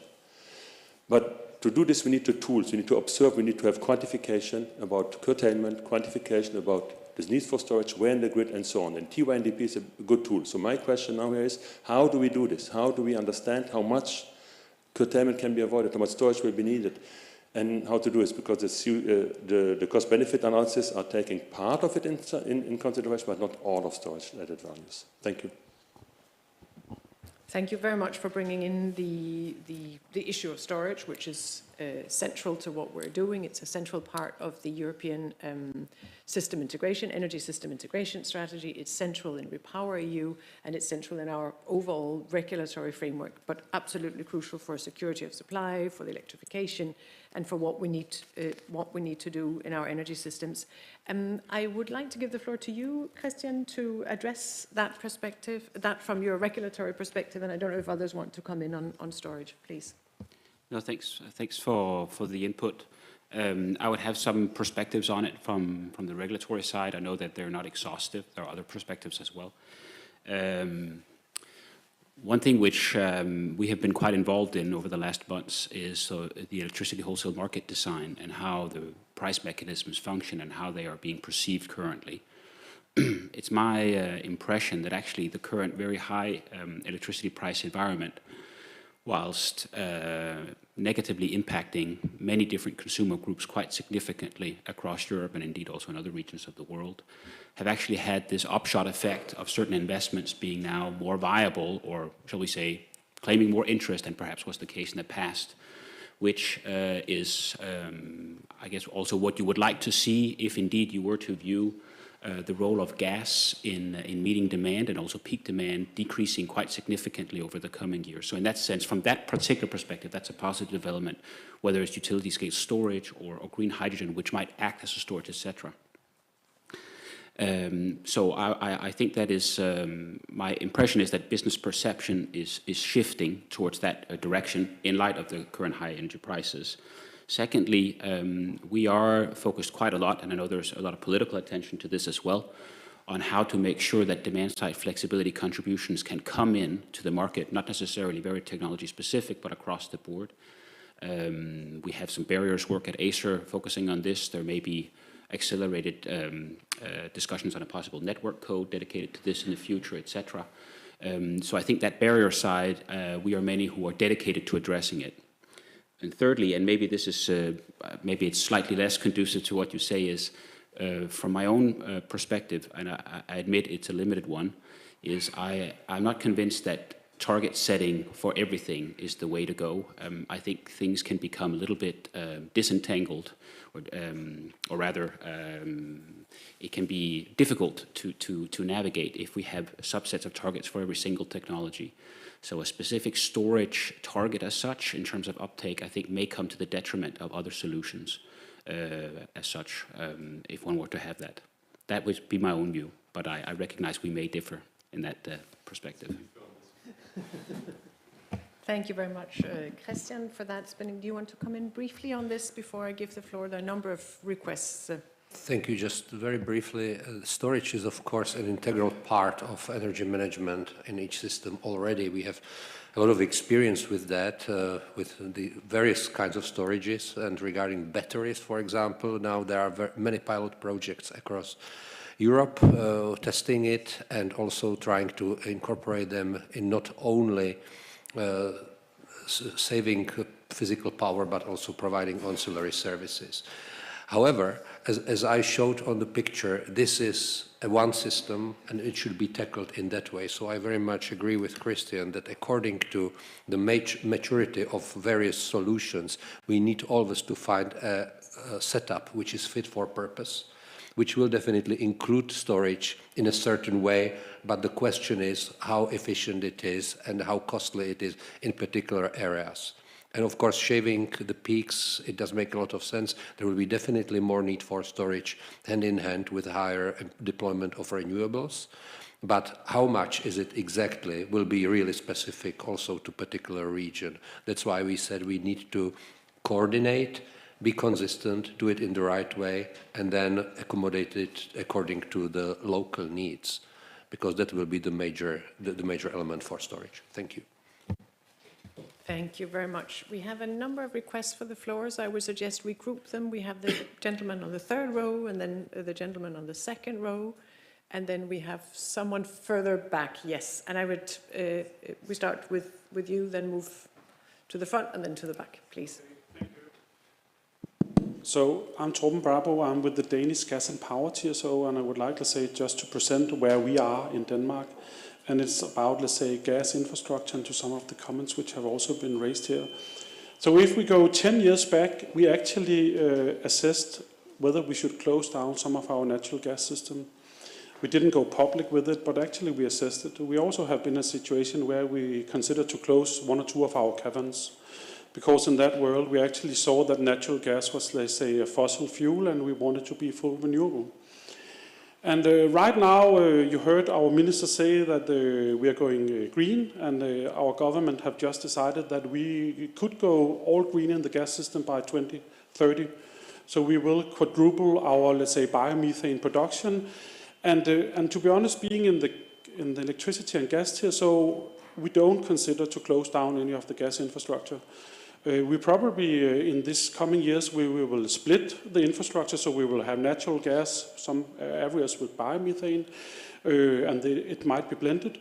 And then 4 years ago came what to do with all the renewables, and then came hydrogen. So now we're actually also, seeing that we are, converting our, not that used natural gas assets where we have double pipelines, one for natural gas and biomethane, another one for hydrogen also. And then if we go into the electricity tier, so some of the same, needs are there. We see renewables coming in, 65 gigawatt of wind, 150 gigawatt. That's really hard even for a good electricity TSO, I can tell you. So we are glad for the electrolyzers, but we are also glad for knowing that there will be need for storage laying behind. So we will convert the natural gas storages into hydrogen also. So I think that where we are is that we didn't know what to do with the infrastructure. In fact, we thought everything should be electric. And now we are in a situation where we're actually increasing a little bit of the natural gas infrastructure to include more biomethane production.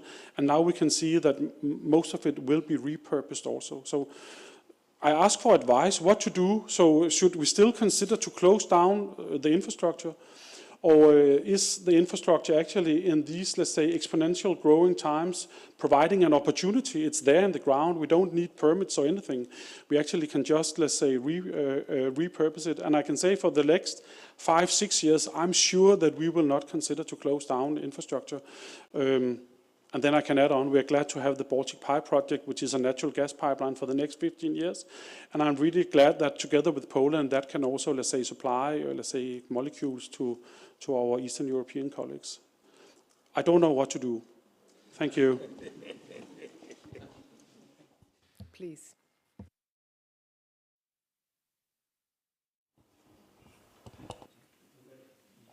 Alberto Potocznik from the Florence School of Regulation. Mine is a much more trivial questions and probably naive.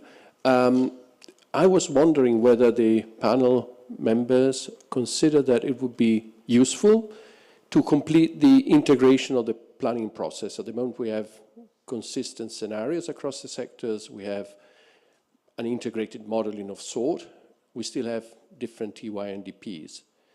Would that help? Because we also have a new vector, hydrogen, coming in, and it seems that the priorities, well, they are not really defined, but they shift. I mean, since the new commission came in, I think this is the third time that, we have to readjust the priorities, first with the Fit for 55 and then with the high prices and now with the security of supply. So it seems that things are changing, and probably having a single process, single instrument all the way, would not that make it easier to revisit the infrastructure scenario and development plans?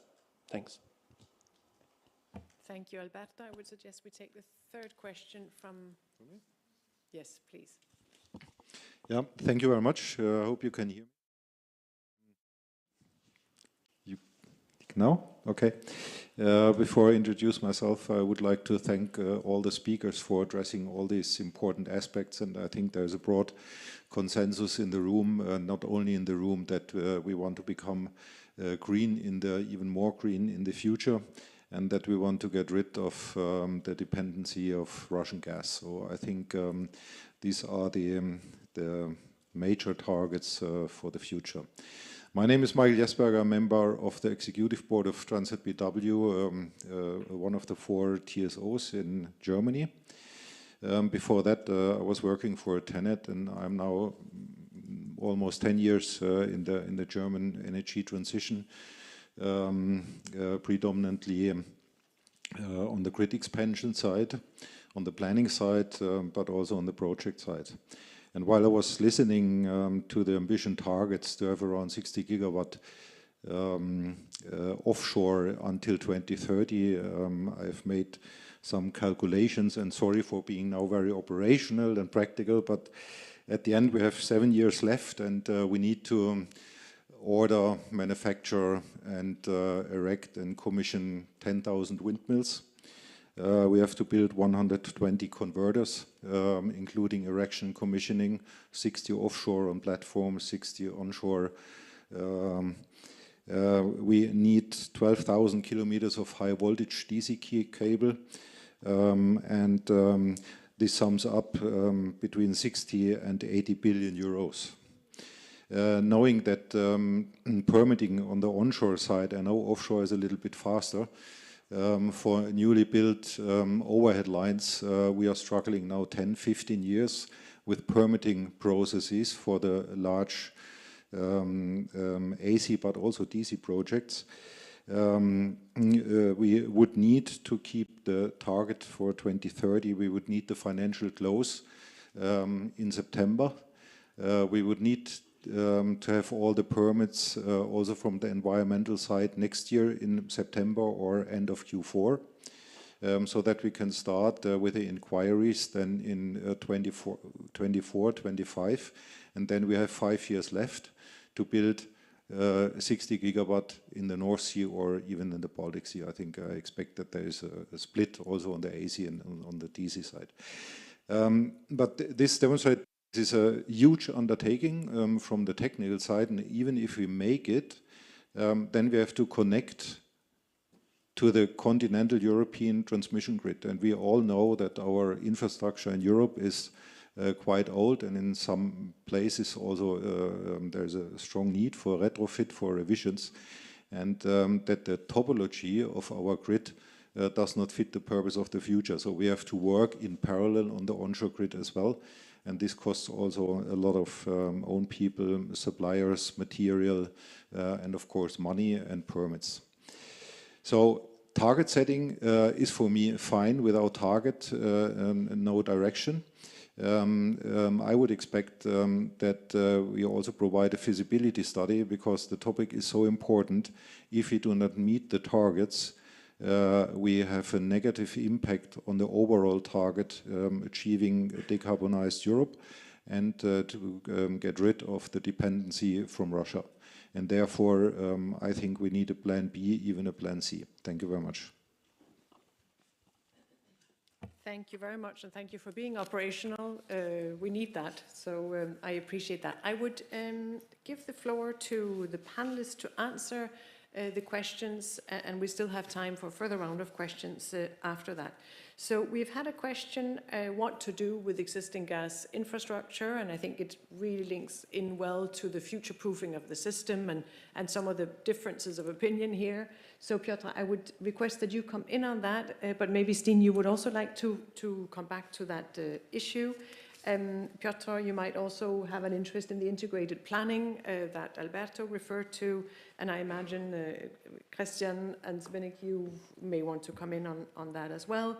And then we have the question of feasibility studies, cost-benefit analysis, and how do we get where we want to get? We've set the target, we've got a plan for how to get there, but maybe you would also want to come in on that, Christian. So, Piotr, over to you first, please. Thank you very much.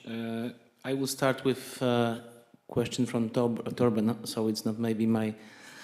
I am not here to advise anything, but maybe just to put a bit of perspective on your statements. I think that we will see growing electrification, but the future will not be only electric, and there is a place for molecules to play an important role to provide for flexibilities, provide for storage, either seasonal, either peak shaving, and it can be done via repurposed assets that are already in place, that are now transferring natural gas, but in future they will use more and more low-carbon bio-hydrogen, especially hydrogen that can be then transported and stored and then used not only as in different vectors, but also as a carrier of energy, important one. So this is the fact that it's also very important when we look from the angle of finance, which was raised. Maybe I won't be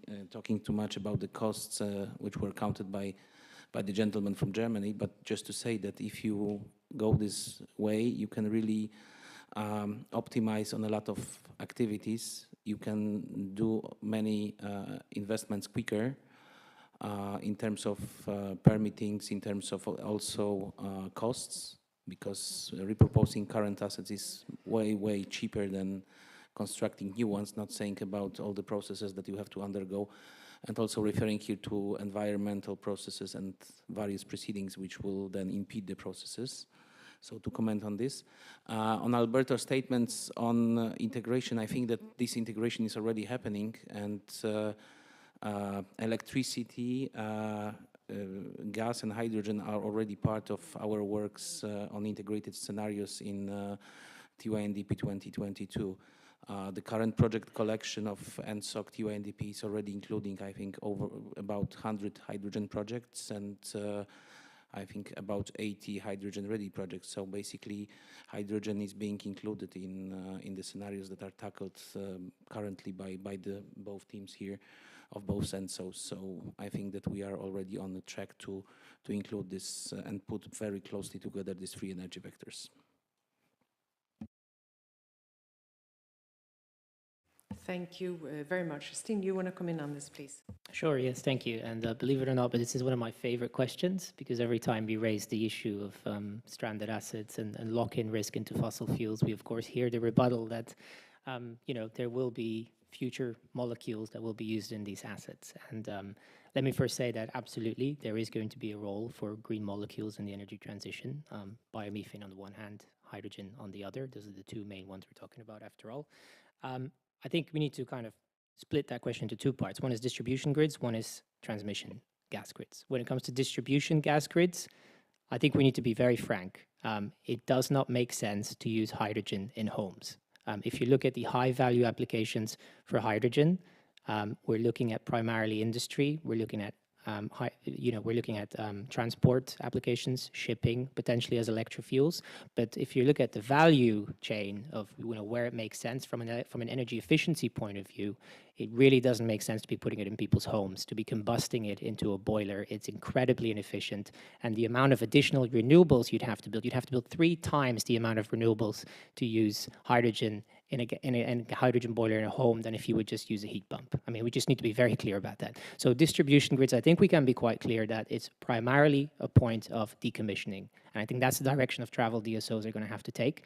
Biomethane complicates that picture slightly. I think we recognize that there is going to be a role for biomethane, but there as well, I want to point to sustainability. There is very little actual sustainable biomethane that we can source. We've actually questioned the 35 BCM target in the Repower EU communication. If you look at the bulk of the biomethane that is being produced today, very little of it is actually sustainable. It's about 2 BCM, so going from 2 BCM to 35 in 10 years seems incredibly unlikely, and it's very likely because of the cost of biomethane production as well, that we will see actually energy crops used for biomethane, and energy crops by and of themselves, like we've seen with biofuels, are not sustainable, and they might also be displacing food crops, so that's a major issue that we need to be aware of.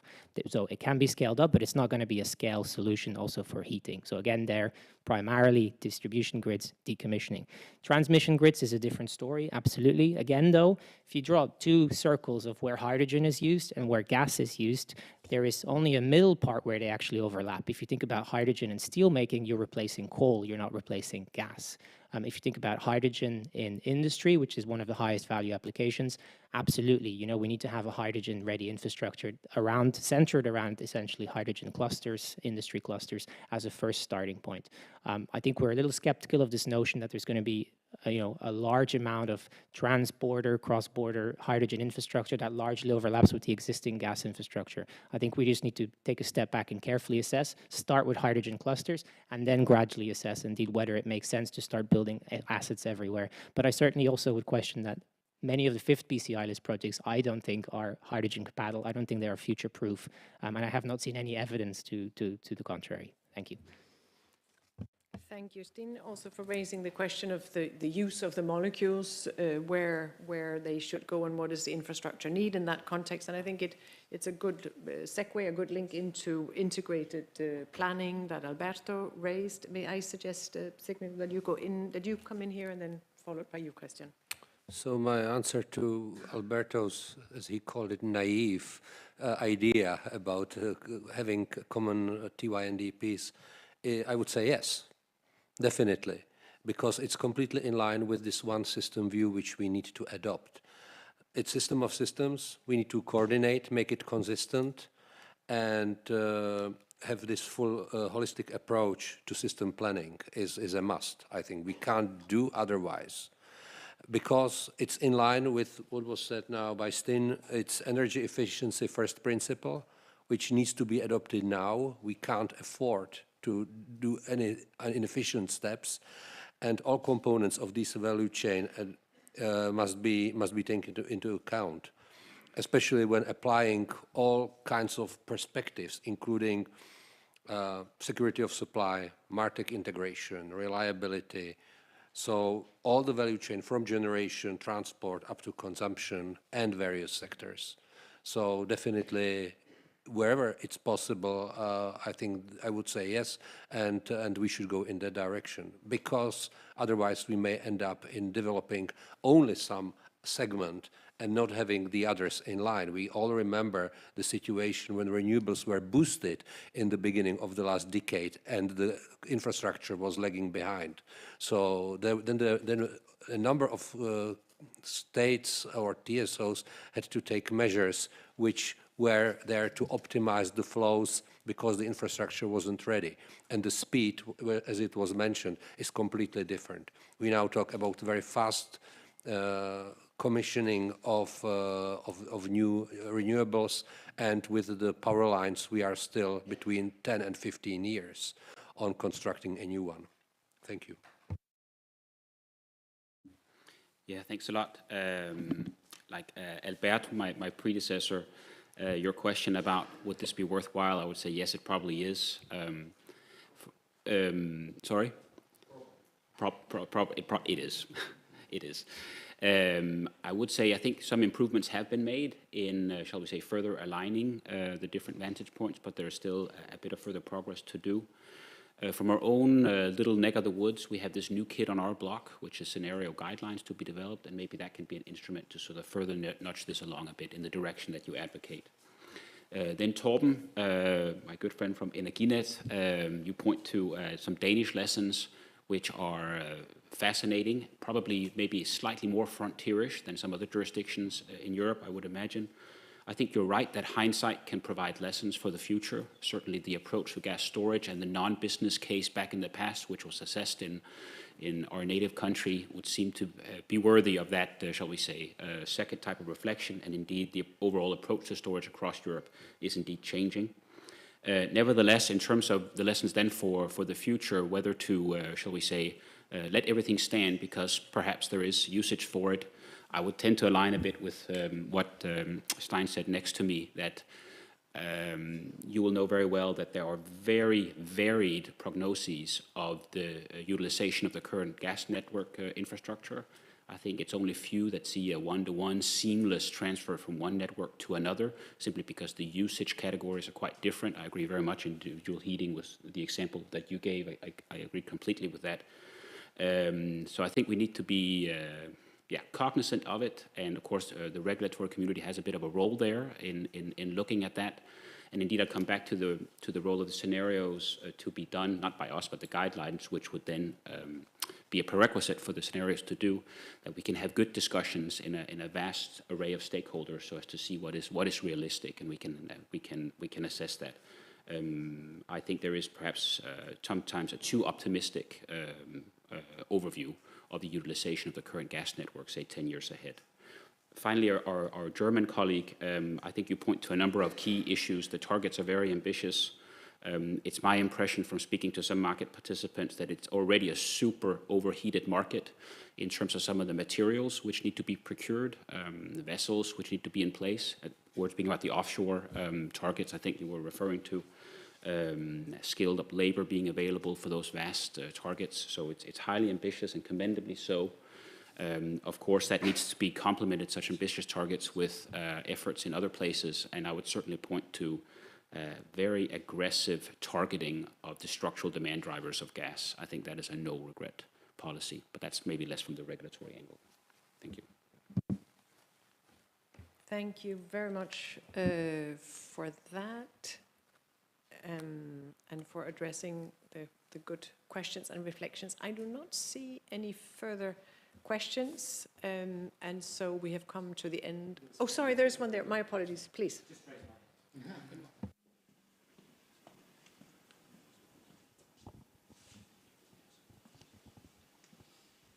Thank you, Benoît from the French regulator and also vice chair of the Regulators Gas Working Group.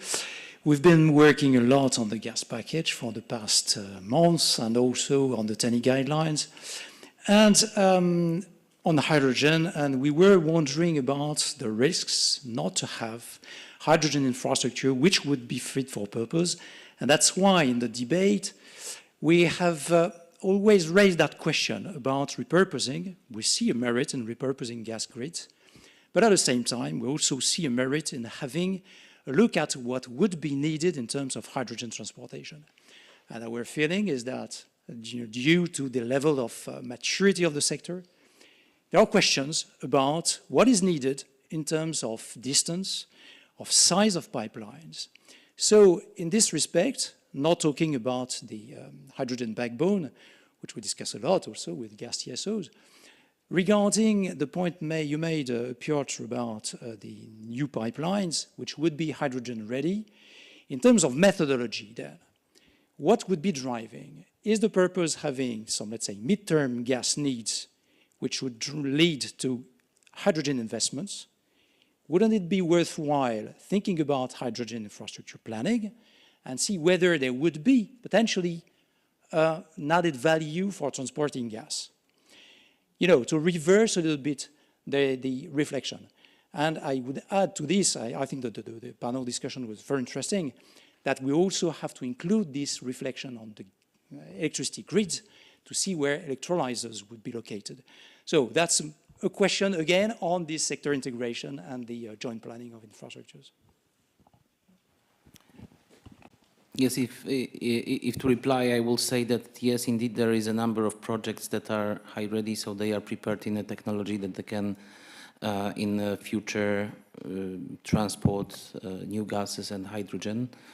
In some areas, they are still needed to transport natural gas. This is obvious that they can then be retrofitted to transport new gases. On the question of planning, indeed, you need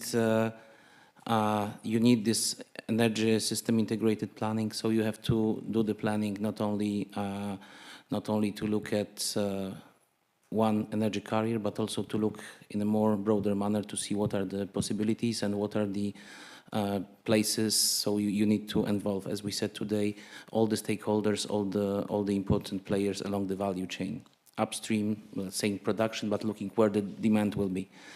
And then the third thing is, of course, we are now, I think that the things will now accelerate in planning, because we also have to look at what was in the core of our discussion today. And we see the numbers, and on one hand, we will have to map what is happening on our continent, but we have also clear target to look at outside corridors for hydrogen, which can be the most easily, I would say, approached through existing and repurposed assets. Thank you, Piotr, and thank you for the question. I think there's one more request for the floor again here, please. Thanks. I've been talking a lot about infrastructure planning, gas, hydrogen, and high voltage grids. But what about distribution grids? I mean, we know that with the solar expansion that has been now announced, a lot of the things will happen at very local level. And should we not start planning the electricity grid across the voltage level and really realize a more optimized system integration? And how do we optimize the entire system so that we indeed remove all the inefficiencies, including those of wasteful processes? Thank you. Thank you very much for bringing in the efficiency question, but also the local issue, which is indeed central to the energy system integration and central to the Green Deal. I see one more question, please. Thank you. Thank you for having this conference. Very, very good. Very quick question. My name is Øyvind Pesha. I work for Ørsted. I want to bring it back to the Tenney and a point that Christian made in his intervention. You mentioned how there might be questions around cross-border flow where some countries might be structurally in oversupply and some countries might be structurally undersupply. And that made me think, is the funding in 10E sufficient for what we need to achieve?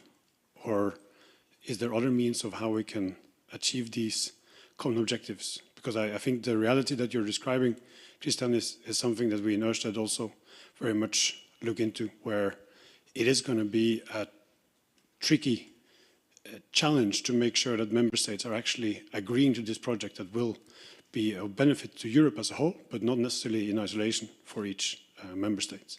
Thank you.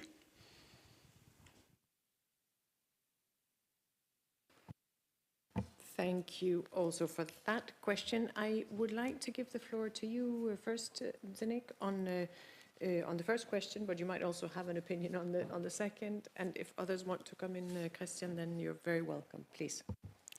Well, regarding the distribution systems, it's obvious that the distribution companies, the DSOs, are now becoming more and more important because the traditional flow from thermal generation or large power plants through the high voltage grid to distribution and then to the customers is now reversing sometimes.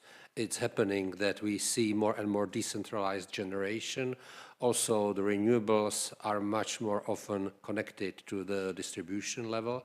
So this is why TSOs and SOE is now much more strongly cooperating with EU DSO entity and EDSO, as there is more cooperation necessary to optimize all the solutions.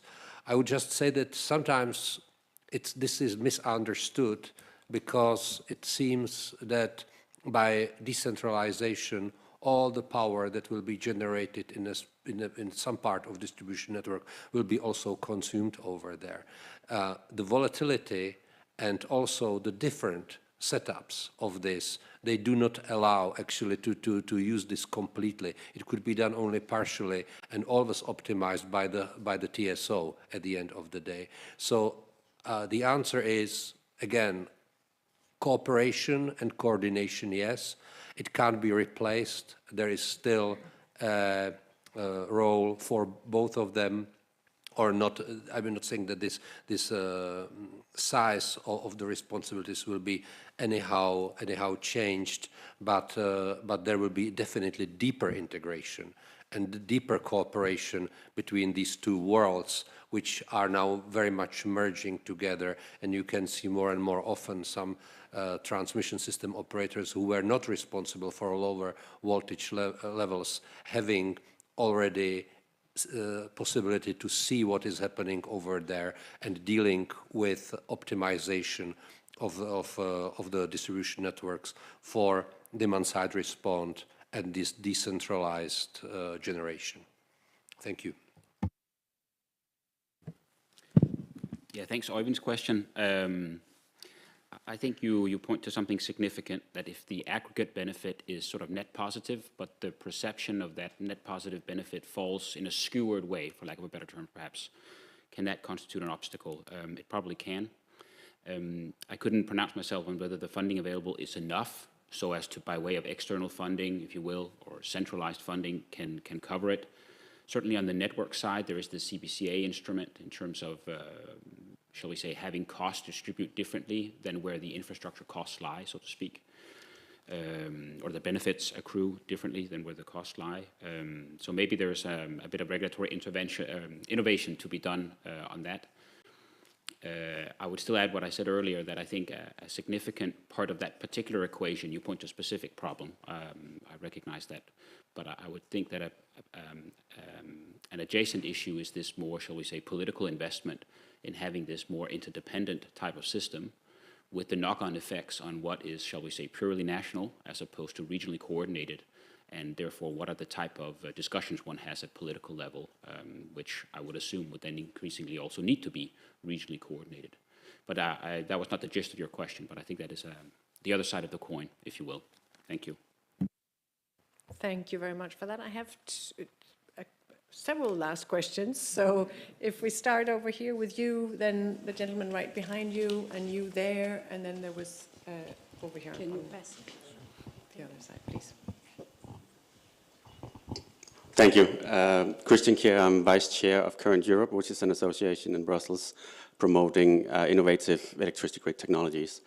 Now, there was some talk, and maybe this is in connection also with what my friend from Ørsted was asking about, is the finance enough in Tenney?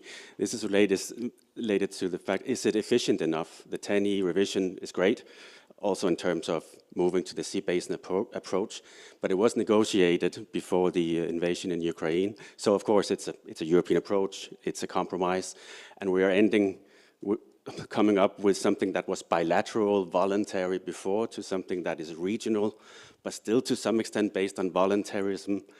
Is that enough? Is that governance going to be sufficient enough to accelerate also in the light of the new agenda of Repower EU in the in the United States? They hand over, for instance, in the Midwestern independent system operator, you have statewide TSOs handing over decision-making to a larger body. Is that something that will be needed in terms of that acceleration also in Europe, and have more of a pan-European approach to this, and less voluntarism, given that we need to accelerate really fast?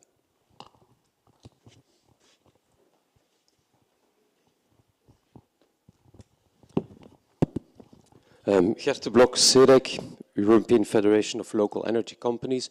I hear everybody talking about the local aspect, so I thought it maybe was time to take the floor. I feel quite comfortable on some of the points on gas distribution. Our members have electricity and gas and district heating. So what we would lose in markets if we would, at the gas side, there would be a plus at the electricity and the district heating side. But systems are decentralizing in electricity, also in gas. I think we need still a lot more cooperation between DSOs and TSOs. For the TYNDP, we have been asking this at this forum for many years. It still hasn't been put into reality enough. I know we're working on it, but it needs to be urgently be stepped up. The second point is on system integration. I hear a lot about system integration.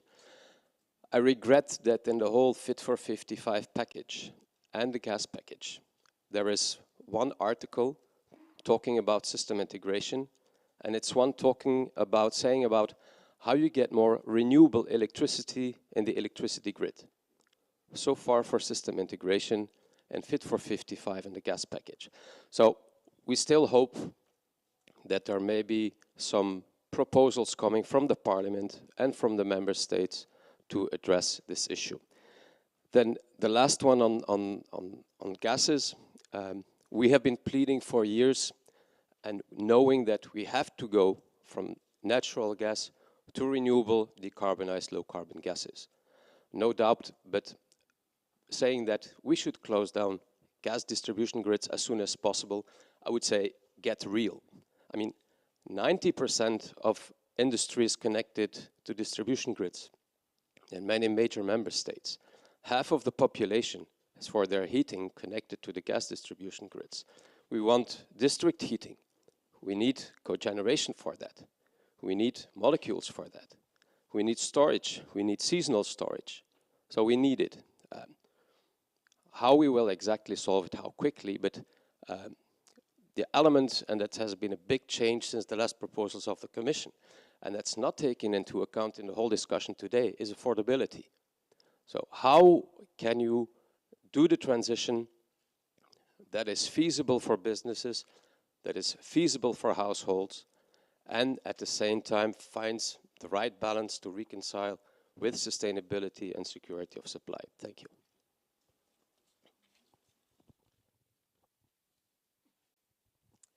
Thank you. So good morning, good afternoon. Naomi Chevier from Solar Power Europe. also taking up the topic of distributed energy, which seems a bit far from the Repower EU topic, but when you look at our industry, solar PV, today rooftop PV is still half of the capacity, so talking about distributed energy, it's really talking about half of the future of solar PV. Maybe 2 quick questions that we can maybe take after this conference. First point on the local energy generation, we actually do see a lot of potential in collective self-consumption. There is a lot of interest from our industries in those models where you share electricity below a substation or in a local grid. It seems an interesting model, for example, local authorities or industrial clusters, which have a number of regulatory implications, in particular on the grid tariffs that is used in these kind of models. There is a mandate for energy regulators to evaluate the potential of these models, so I wanted to know what is planned. And the second topic is more on the connection of distributed energy capacities. From the clean energy package, there's a lot of work to be done at DSO level to modernize grid planning, grid connection processes. We've published recently a paper aiming at establishing a bit of a diagnosis of what's the situation today with our national associations in the EU. We propose some best practices. I would be happy to share it. And one key element that we found is the importance of remuneration incentive. I think it was mentioned by NSOE. I know that work has started on this smart grid indicator, and I wanted to know what are your plans in that regard. Thank you.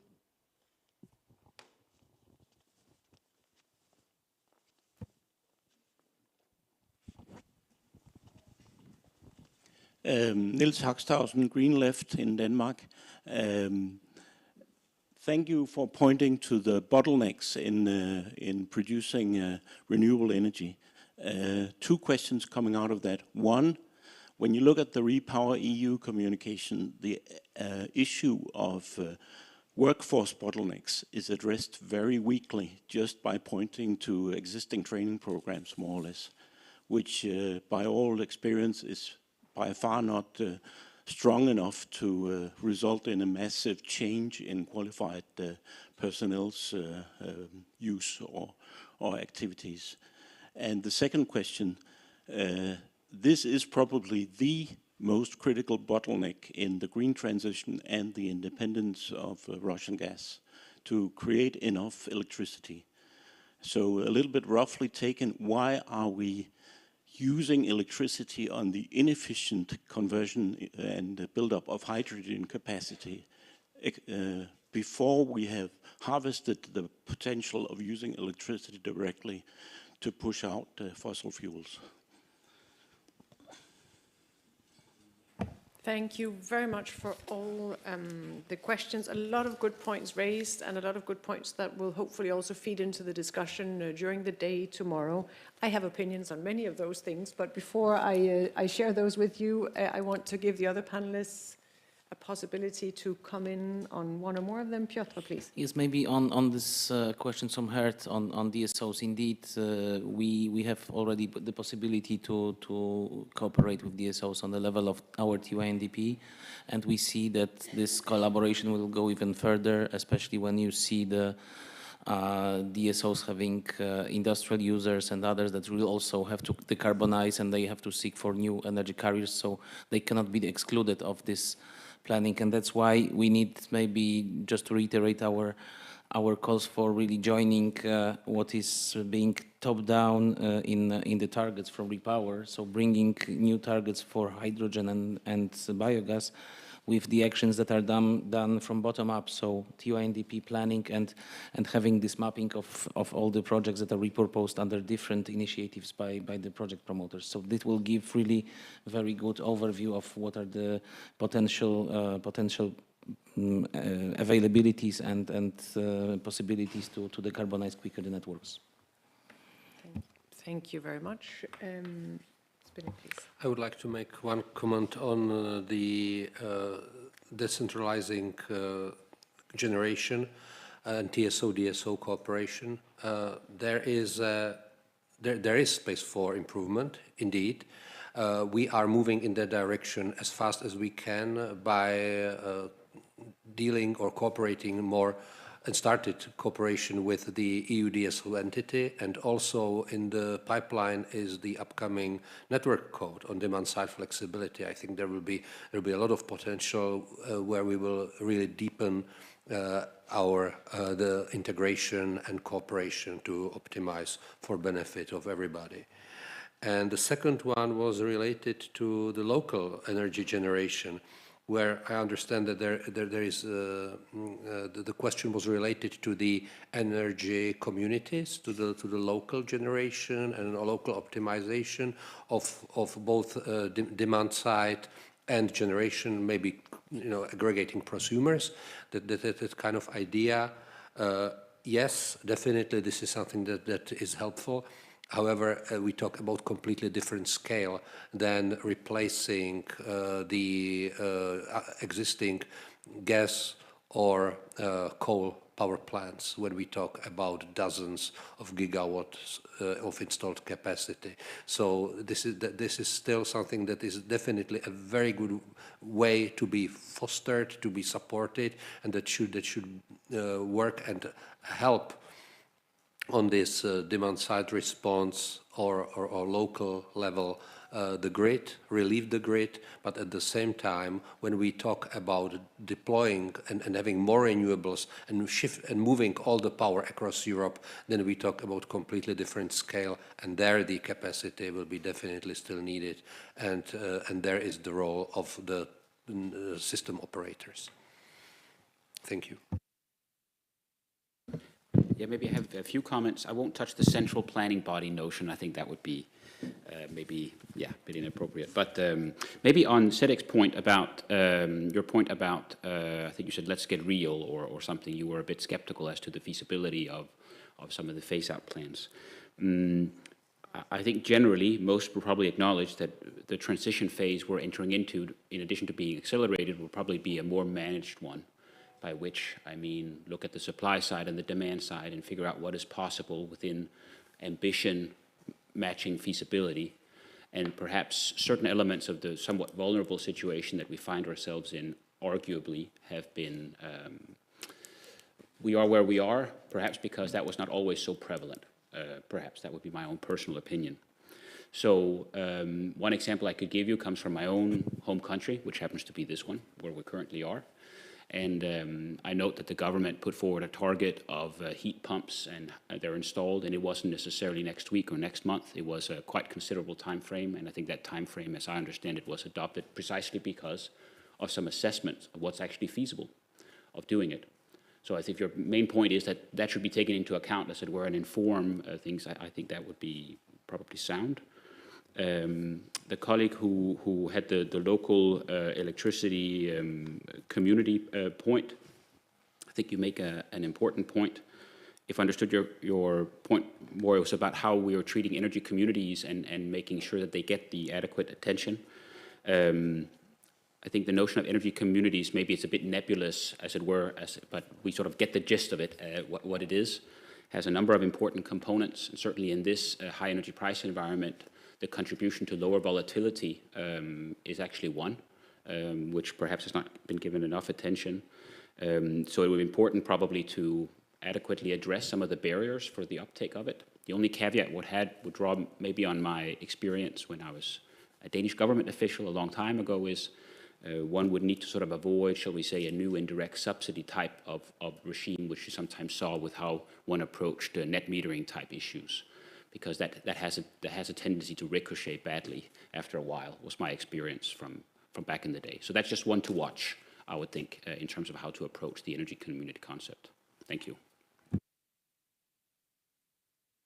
Yes, just to pick up on the get real comment as well. I think you've put the words in my mouth, because I did not say we need to start decommissioning tomorrow. What I was saying is we need to start planning around decommissioning, in fact. And you'll no doubt be aware that many DSOs across Europe are still looking at expanding distribution grids.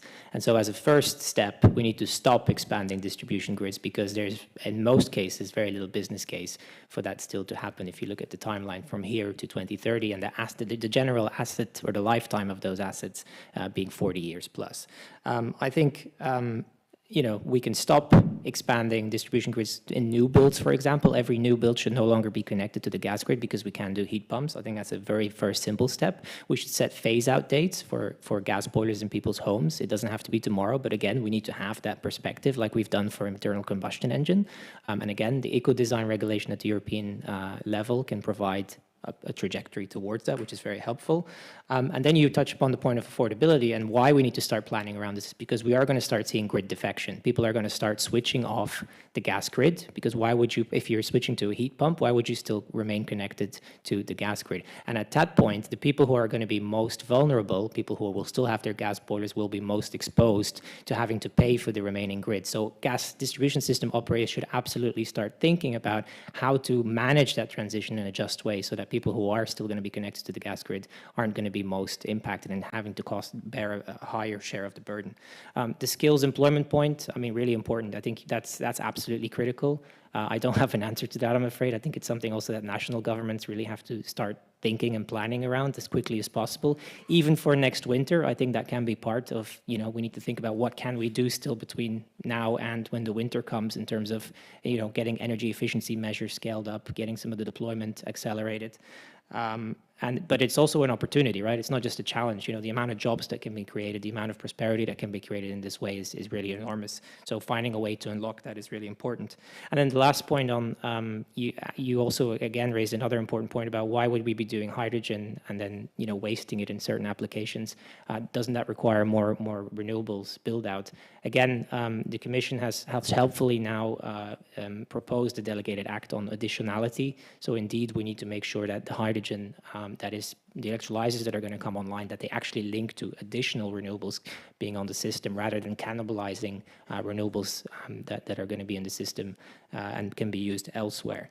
And I would also point to the fact that blending in this particular regard is just completely nonsensical. I'm sorry to say, but it just does not make sense from sort of, you know, the sort of hydrogen ladder that we have of highest value applications to be squandering potentially 1 million tons of hydrogen by just blending it into the grid, which then mostly ends up in people's homes and will not be reducing emissions. In fact, 20% hydrogen blending only gives you 6% emission reductions. And we have 10 million tons of hydrogen, gray hydrogen in SMR facilities in industry. We should probably just start with using the renewable hydrogen in those applications as a first step rather than just indiscriminately throwing it into the grid. That's just my take. Thank you. Thank you very much for that. That brings us to the end of the session. We've been eating a little bit into the time for talks and rounding off the day, but I think it has been worthwhile with the many good points. If you allow me just 2 minutes to address some of the questions from our perspective. Now, first is the question of why is there no more energy system integration? And maybe it's useful to just go back to where we were a few years ago when we presented the energy system integration strategy. And so that underpins everything that has happened since in our energy policy and in our proposals. So energy system integration is really at the center both of the Green Deal proposals, but also of Repower EU, of the changes to the Tenney, and of the many other policy proposals, regulatory proposals and strategies and targets out there. So it's very much part of it. We've had questions about funding, financing. Do we have enough in CEF? I will not answer that question very, very directly, but a couple of points to that, which is as part of Repower, there will be a possibility for further funding under the Recovery and Resilience Facility. It's very clear that that will have to be used not just for national projects, but also very much for cross-border projects, and that's part of the suggestion there, and that is how some of this links into the regional work we are carrying out with member states, both in the Tenney context and in the regional groups there, but also under the EU energy platform. And I think, as you set out, Andreas, in your presentation, the CEF funding takes us quite far because it is an efficient and effective machinery and an efficient and effective approach. But having said that, it's clear that the transition and Repower, there will be a need for significant additional investments, including on renewables, on grids, electrolyzers, and cross-border projects. And so we will see how that discussion will be taken forward, including among member states on the basis of the proposals. We had some of the bottlenecks addressed in the questions. You raised skills, which is a central issue. Others have raised questions of supply chains and what is needed to actually get there, the feasibility questions. And we do have a number of bottlenecks and a number of challenges in doing what we need to do. Others have questioned the affordability. I think on affordability, we cannot afford not to make the change and not to make the investments that are needed. The current affordability question is one of energy, both for businesses and for households. So yes, we can afford and we have to afford making the changes that are necessary in the system and the infrastructure investments that are necessary. It's a question of the time perspective of looking at it, and it's a question of necessity in addressing the multiple crises that are there. But I think the issue of skills, of supply chain, of critical raw materials and shortages going into our infrastructure systems and investments are absolutely crucial. Skills specifically was picked up in the European Skills Strategy and the European Skills Agenda that came out a few years ago, and that has a very significant focus on green technology and energy and the green transition, but something where we need to continue working. We've had a number of good points made around the role of hydrogen in the system, the efficiency of that, and the best use of hydrogen. And again, we have a European hydrogen strategy that is now reflected in the Tenney, it's reflected in Repower, it's reflected in the proposals on renewable energy, on energy efficiency, in the Delegated Act on additionality that you pointed to. So we have quite a significant framework with different instruments to address some of those challenges. And so I think the challenge now, or the real task ahead of us, is to get there, to make it happen under those many strategies and targets and legislative frameworks and funding instruments and planning instruments where the 10-year planning is crucial in this, and an integration between the different planning tools also. We could continue all evening, but I think you deserve to be released from this opening, the high-level session. There's much discussion ahead tomorrow, and hopefully outside the room just now. So thank you very much for your attention. Thank you very much to all the panelists for their contributions and reflections, and thank you, all of you, for your contributions and the good questions and comments, and we look forward to the continued discussion. Thank you.